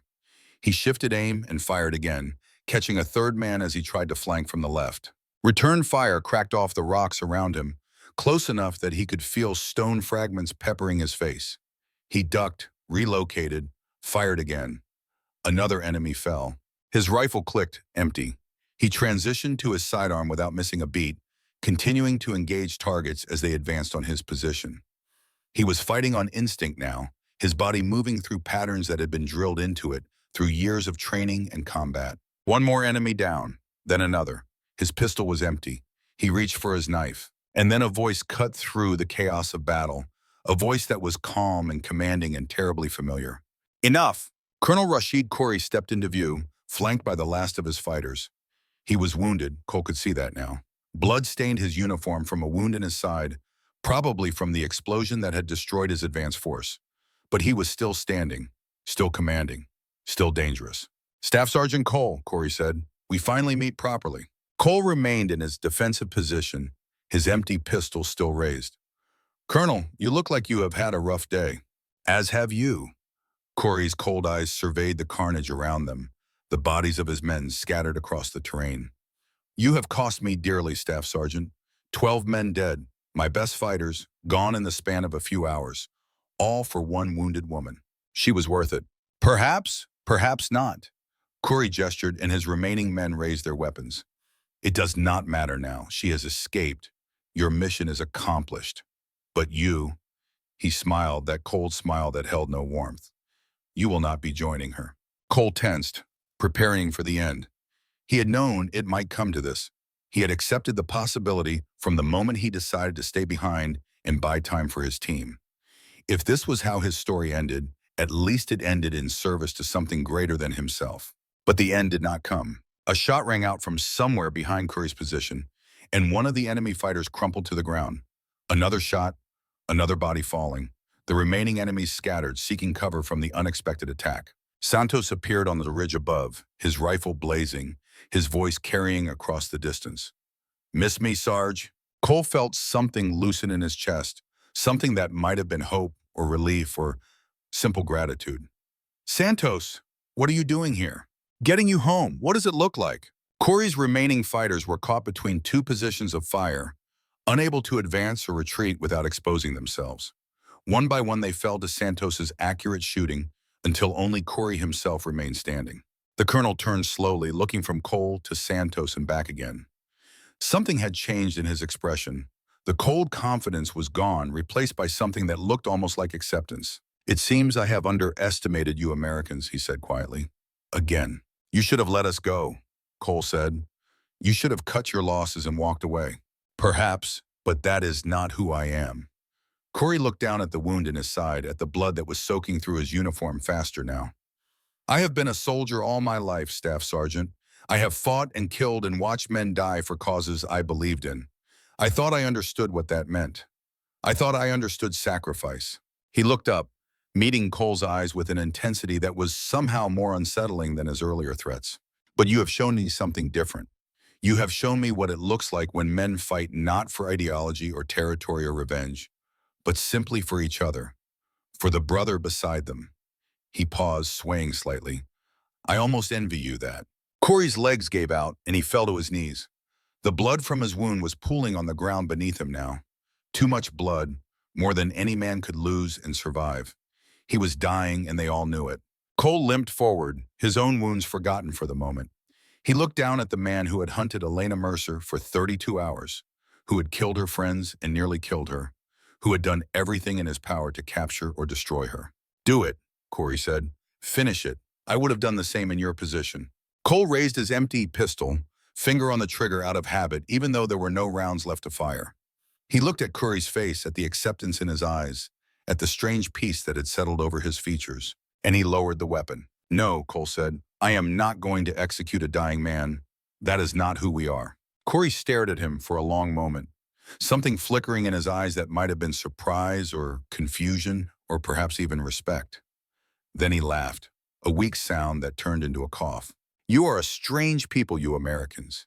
You will fight to the death for a single soldier, but you will not kill an enemy when you have the chance. He coughed again, blood flecking his lips.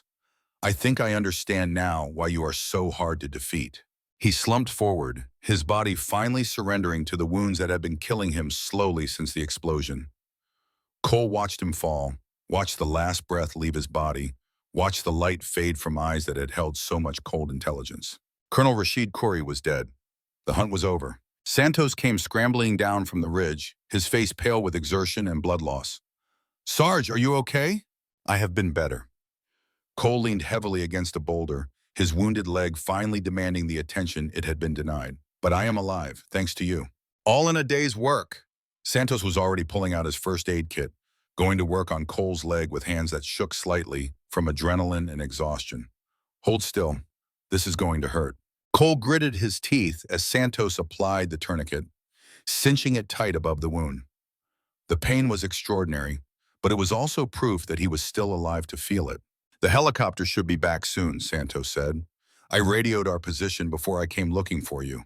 Told them to send another bird. Wheeler and Elena? Medevac got them out. Wheeler said she was critical, but stable. They think she's going to make it. Cole closed his eyes, feeling the tension that had been holding him together finally begin to release. She was going to make it. After everything, after all the blood and sacrifice and impossible odds, Elena Mercer was going to survive. He had kept his promise. The helicopter arrived 30 minutes later, touching down in a clearing near their position. Cole let Santos help him to the bird, let the crew chief strap him in for the flight home. As they lifted off, he looked down at the terrain below, at the valley that had nearly become his grave. Somewhere down there, Corey's body lay among the rocks, the last casualty of a hunt that had cost so many lives. Somewhere down there, the ghosts of fallen soldiers watched as the helicopter carried their brothers to safety. Cole saluted them silently, honoring the dead, honoring the sacrifice that had brought them all to this moment. Then he turned his face toward the west, toward home, toward whatever came next. The mission was over, but the story was not finished yet. 3 weeks later, at Landstuhl Regional Medical Center in Germany, Elena Mercer woke from a dreamless sleep to find Nathan Cole sitting beside her bed. She had been in and out of consciousness since her arrival, her body fighting the infection that had nearly killed her, while doctors performed surgery after surgery to repair the damage. They had saved her arm, though the doctors warned that she might never regain full use of it. They had repaired her knee, though she would walk with a limp for months and might need additional surgeries down the road. But she was alive, and Cole was here. Hey, she said, her voice rough from weeks of intubation and medication. Hey yourself. Cole's smile was the most beautiful thing she had ever seen. Welcome back. How long have I been out? Off and on for about 3 weeks. The doctors kept you pretty sedated while they worked on your arm. He paused. They said you scared them a few times. Your heart stopped twice during the first surgery. Stubborn, Elena murmured. Too stubborn to die. That is what I told them. Cole reached out and took her hand, his fingers warm and strong around hers. The doctors also said they have never seen anyone survive what you survived. 32 hours alone in enemy territory with those injuries should have been impossible. They cannot explain it. I had good motivation. Elena squeezed his hand weakly. I had people coming for me. Cole was quiet for a moment, looking down at their intertwined fingers. When he spoke again, his voice was rough with emotion. I want you to have something. He reached into his pocket and pulled out a small object that glinted in the fluorescent light. A challenge coin, the kind that military units gave to their members as a symbol of belonging. This one bore the insignia of the Marine Reconnaissance Battalion. The team took a vote, he said. It was unanimous. You are not a Marine, but you fought like one. You survived like one. That makes you one of us. That makes you family. Elena took the coin, feeling its weight in her palm, understanding what it represented. This was more than just a piece of metal. It was a bond, a connection to men who had risked everything for her. Thank you, she whispered, for everything. You do not owe us thanks. Cole leaned forward. What you did out there, the way you fought and survived and refused to give up, that is what inspired us to keep coming. You gave us a reason to keep going. We saved each other. Yeah, we did. 2 years later, Sergeant First Class Elena Mercer stood before a classroom of young soldiers at Fort Bragg, beginning another day of SEER training. Her arm had healed better than the doctors predicted, though she would never regain full strength. Her knee was stable now, supported by titanium hardware that would set off metal detectors for the rest of her life. The scars on her body had faded but never disappeared, permanent reminders of the 32 hours that had changed everything. She wore her dress uniform, the medals on her chest telling a story that most of these recruits had already heard. The Purple Heart, the Bronze Star with V device, the decorations that marked a career of service and sacrifice. On the desk behind her sat 2 items she never went anywhere without: the challenge coin from Cole, and the photograph of Danny Cole in his dress blues, forever young, forever smiling. Welcome to SEER training, she said. I am Sergeant First Class Mercer. Before we begin, I am going to tell you one thing that will save your life. She paused, looking out at the young faces before her. No matter what happens out there, no matter how alone you feel, you are never alone. Someone is coming for you. Your brothers and sisters in arms will not stop until they find you. Your job is to survive until they get there. After class, Elena walked outside to find Master Sergeant Nathan Cole waiting for her. His leg had healed too, though he walked with a slight limp that he would carry forever. He had been promoted twice since the mission, his career enhanced rather than destroyed by the decision to disobey orders. They stood together in silence, watching the sunset over Fort Bragg. "Good class?" he asked. "Good class." Cole took her hand and Elena leaned into him, feeling the solid strength of his body against hers. They had built something beautiful from the wreckage of that valley. A partnership, a love, a life. "No one left behind," he said softly. "No one left behind," she agreed. And somewhere she knew Michelle and Shaw and all the others who had died were watching. They were the reason she had survived. They were the reason she continued to fight.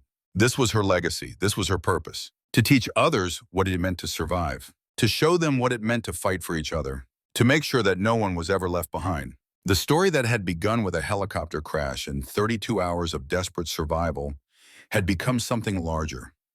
Something that would outlive any individual.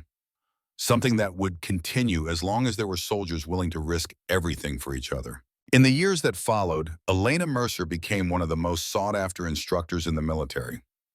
Her reputation spread from Fort Bragg to bases around the world, with commanders requesting her specifically to train their elite units in survival and evasion techniques. She traveled to dozens of countries, sharing the lessons she had learned in blood and pain, passing on the knowledge that had kept her alive when survival seemed impossible. She never forgot the people who had made her survival possible. Every year, on the anniversary of the crash, she visited the graves of those who had not made it home. Michelle Park, Daniel Shaw, Torres, the soldiers whose bodies had been recovered from the wreckage and returned to their families for burial. She stood before their headstones and told them about her life, about the work she was doing, about the soldiers she was training to survive the way they had helped her survive. And she always finished with the same words: "I am still keeping my promise. I am still fighting because of you." The Marines of Reaper 16 remained in her life, bound to her by ties that transcended ordinary friendship. Wheeler had transferred to a special operations medical unit, putting his skills to use in some of the most dangerous environments on Earth. He called Elena every month, updating her on his work, asking about hers, maintaining the connection that had been forged in that desperate run to the extraction point. Reeves had stayed with Marine Reconnaissance, rising through the ranks with the quiet efficiency that characterized everything he did. He rarely spoke about the mission, but Elena knew he carried it with him the same way she did. The few times they were in the same place at the same time, he would give her that small nod of acknowledgement that said everything words could not express. Santos had become something of a celebrity within the military community, his story of holding off enemy forces single-handed and then going back for Cole becoming the stuff of legend. He handled the attention with the same irreverent humor that had kept the team loose during their darkest moments, deflecting praise and insisting that he had just been doing what any Marine would do. But Elena knew better. She had seen the look in his eyes when he talked about that day, the mixture of pride and haunting that marked everyone who had been through combat. Santos carried his own ghosts, his own memories, his own moments of doubt when he wondered if he had done enough, if he could have done more. They all carried those doubts. It was part of the price they paid for survival. And then there was Cole. Nathan Cole had become the center of Elena's world in the years since the rescue, the anchor that kept her grounded when the memories threatened to overwhelm her. They had started as comrades bonded by shared trauma, but somewhere along the way, that bond had deepened into something more profound. Love had grown from the ashes of that valley, watered by shared understanding and mutual respect in the simple truth that they had each been willing to die for the other. They had married on a spring day in North Carolina, surrounded by friends and family, and the men of Reaper 16 who had made their happiness possible. Wheeler had served as Cole's best man, his speech a masterpiece of military humor and genuine emotion that had left half the guests in tears. Santos had provided entertainment that was equal parts inappropriate and endearing. Even Reeves had smiled, a rare display of warmth from the stoic sniper. Elena's father had been there too, flying in from his retirement home in Arizona to walk his daughter down the aisle. Frank Mercer had looked at Cole with the measuring eyes of a soldier who understood exactly what the Marine had done, and he had shaken Cole's hand with a grip that communicated approval more clearly than any words. "You take care of her," Frank had said. "I will, sir, with everything I have." "I know you will. That is why I am letting this happen." Their life together was not always easy. Both of them carried scars, visible and invisible, from the experiences that had brought them together. There were nights when Elena woke screaming from nightmares, when the sound of a helicopter passing overhead sent her heart racing with panic. There were days when Cole retreated into silence, lost in memories of Danny and the guilt that never quite went away. But they faced those moments together, holding each other through the darkness, reminding each other that they were not alone. That was what their bond was built on. Not the absence of pain, but the willingness to share it. Not the denial of trauma, but the commitment to heal. And slowly, gradually, they found peace. The photograph of Danny remained on their nightstand, a constant reminder of the brother Cole had lost and the promise that had led him to Elena. Sometimes late at night, Cole would pick up the photograph and talk to his brother, telling him about the life he had built, the woman he had married, the family they were creating together. "You would have liked her, Danny," Cole said one night, his voice soft in the darkness. "She is stubborn and strong, and she never knows when to quit. Just like you." Elena, lying beside him, reached out and took his hand. "He knows," she said. "Wherever he is, he knows. And he is proud of you." Cole turned to look at her, his gray eyes soft with emotion. "You really believe that?" "I believe that the people we love never really leave us. They become part of who we are, part of the choices we make, part of the people we become. Danny is part of you. Michelle is part of me. They are the reason we fight. They are the reason we never give up." Cole pulled her close, and they lay together in the darkness, two survivors who had found each other against impossible odds. The years continued to pass, and the legend of Elena Mercer and the Marines who saved her continued to grow. Her story was told in training manuals and leadership courses, used as an example of what was possible when soldiers refused to abandon each other. Young recruits heard about the medic who survived 32 hours alone in enemy territory, and they trained harder because of it. They pushed themselves further because they knew that somewhere out there, their brothers and sisters would be coming for them if they ever needed rescue. Elena never got tired of telling her story. Every time she stood before a new class of soldiers, she felt the weight of her responsibility. She was not just teaching survival techniques. She was passing on a legacy, a tradition of sacrifice and courage that stretched back through generations of American warriors. She was ensuring that the men and women who came after her would carry the same values, the same commitment, the same refusal to leave anyone behind. On the 10th anniversary of the rescue, Elena and Cole returned to the valley where everything had happened. The military had arranged the trip, wanting to document the site for historical purposes. But for Elena and Cole, it was something more personal. It was a pilgrimage, a chance to walk the ground where they had nearly died and to honor the memories of those who had not survived. The valley had not changed much in the decades since the battle. The rocks were the same, the ridges still rose on either side like the walls of a natural amphitheater, and the small clearing where the helicopter had landed was still there, marked only by the faded remnants of blast craters from the F-18 gun runs. Elena stood in the center of the clearing, her eyes closed, remembering. She could almost hear the roar of the helicopter engines, the crack of rifle fire, the voice of Wheeler shouting that help was on the way. She could almost feel the heat of the fever that had been killing her, the weight of the dog tags around her neck, the desperate hope that had kept her fighting when everything said she should give up. Cole came to stand beside her, his hand finding hers. "Are you okay?" he asked. "I am thinking about Michelle, about Shaw, about everyone we lost." Elena opened her eyes and looked at him. "I wonder sometimes if I earned this, if I deserved to survive when they did not." "You did not earn it or deserve it. None of us do. Survival is not about earning or deserving. It is about keeping going when everything says you should stop. It is about refusing to give up. You did that.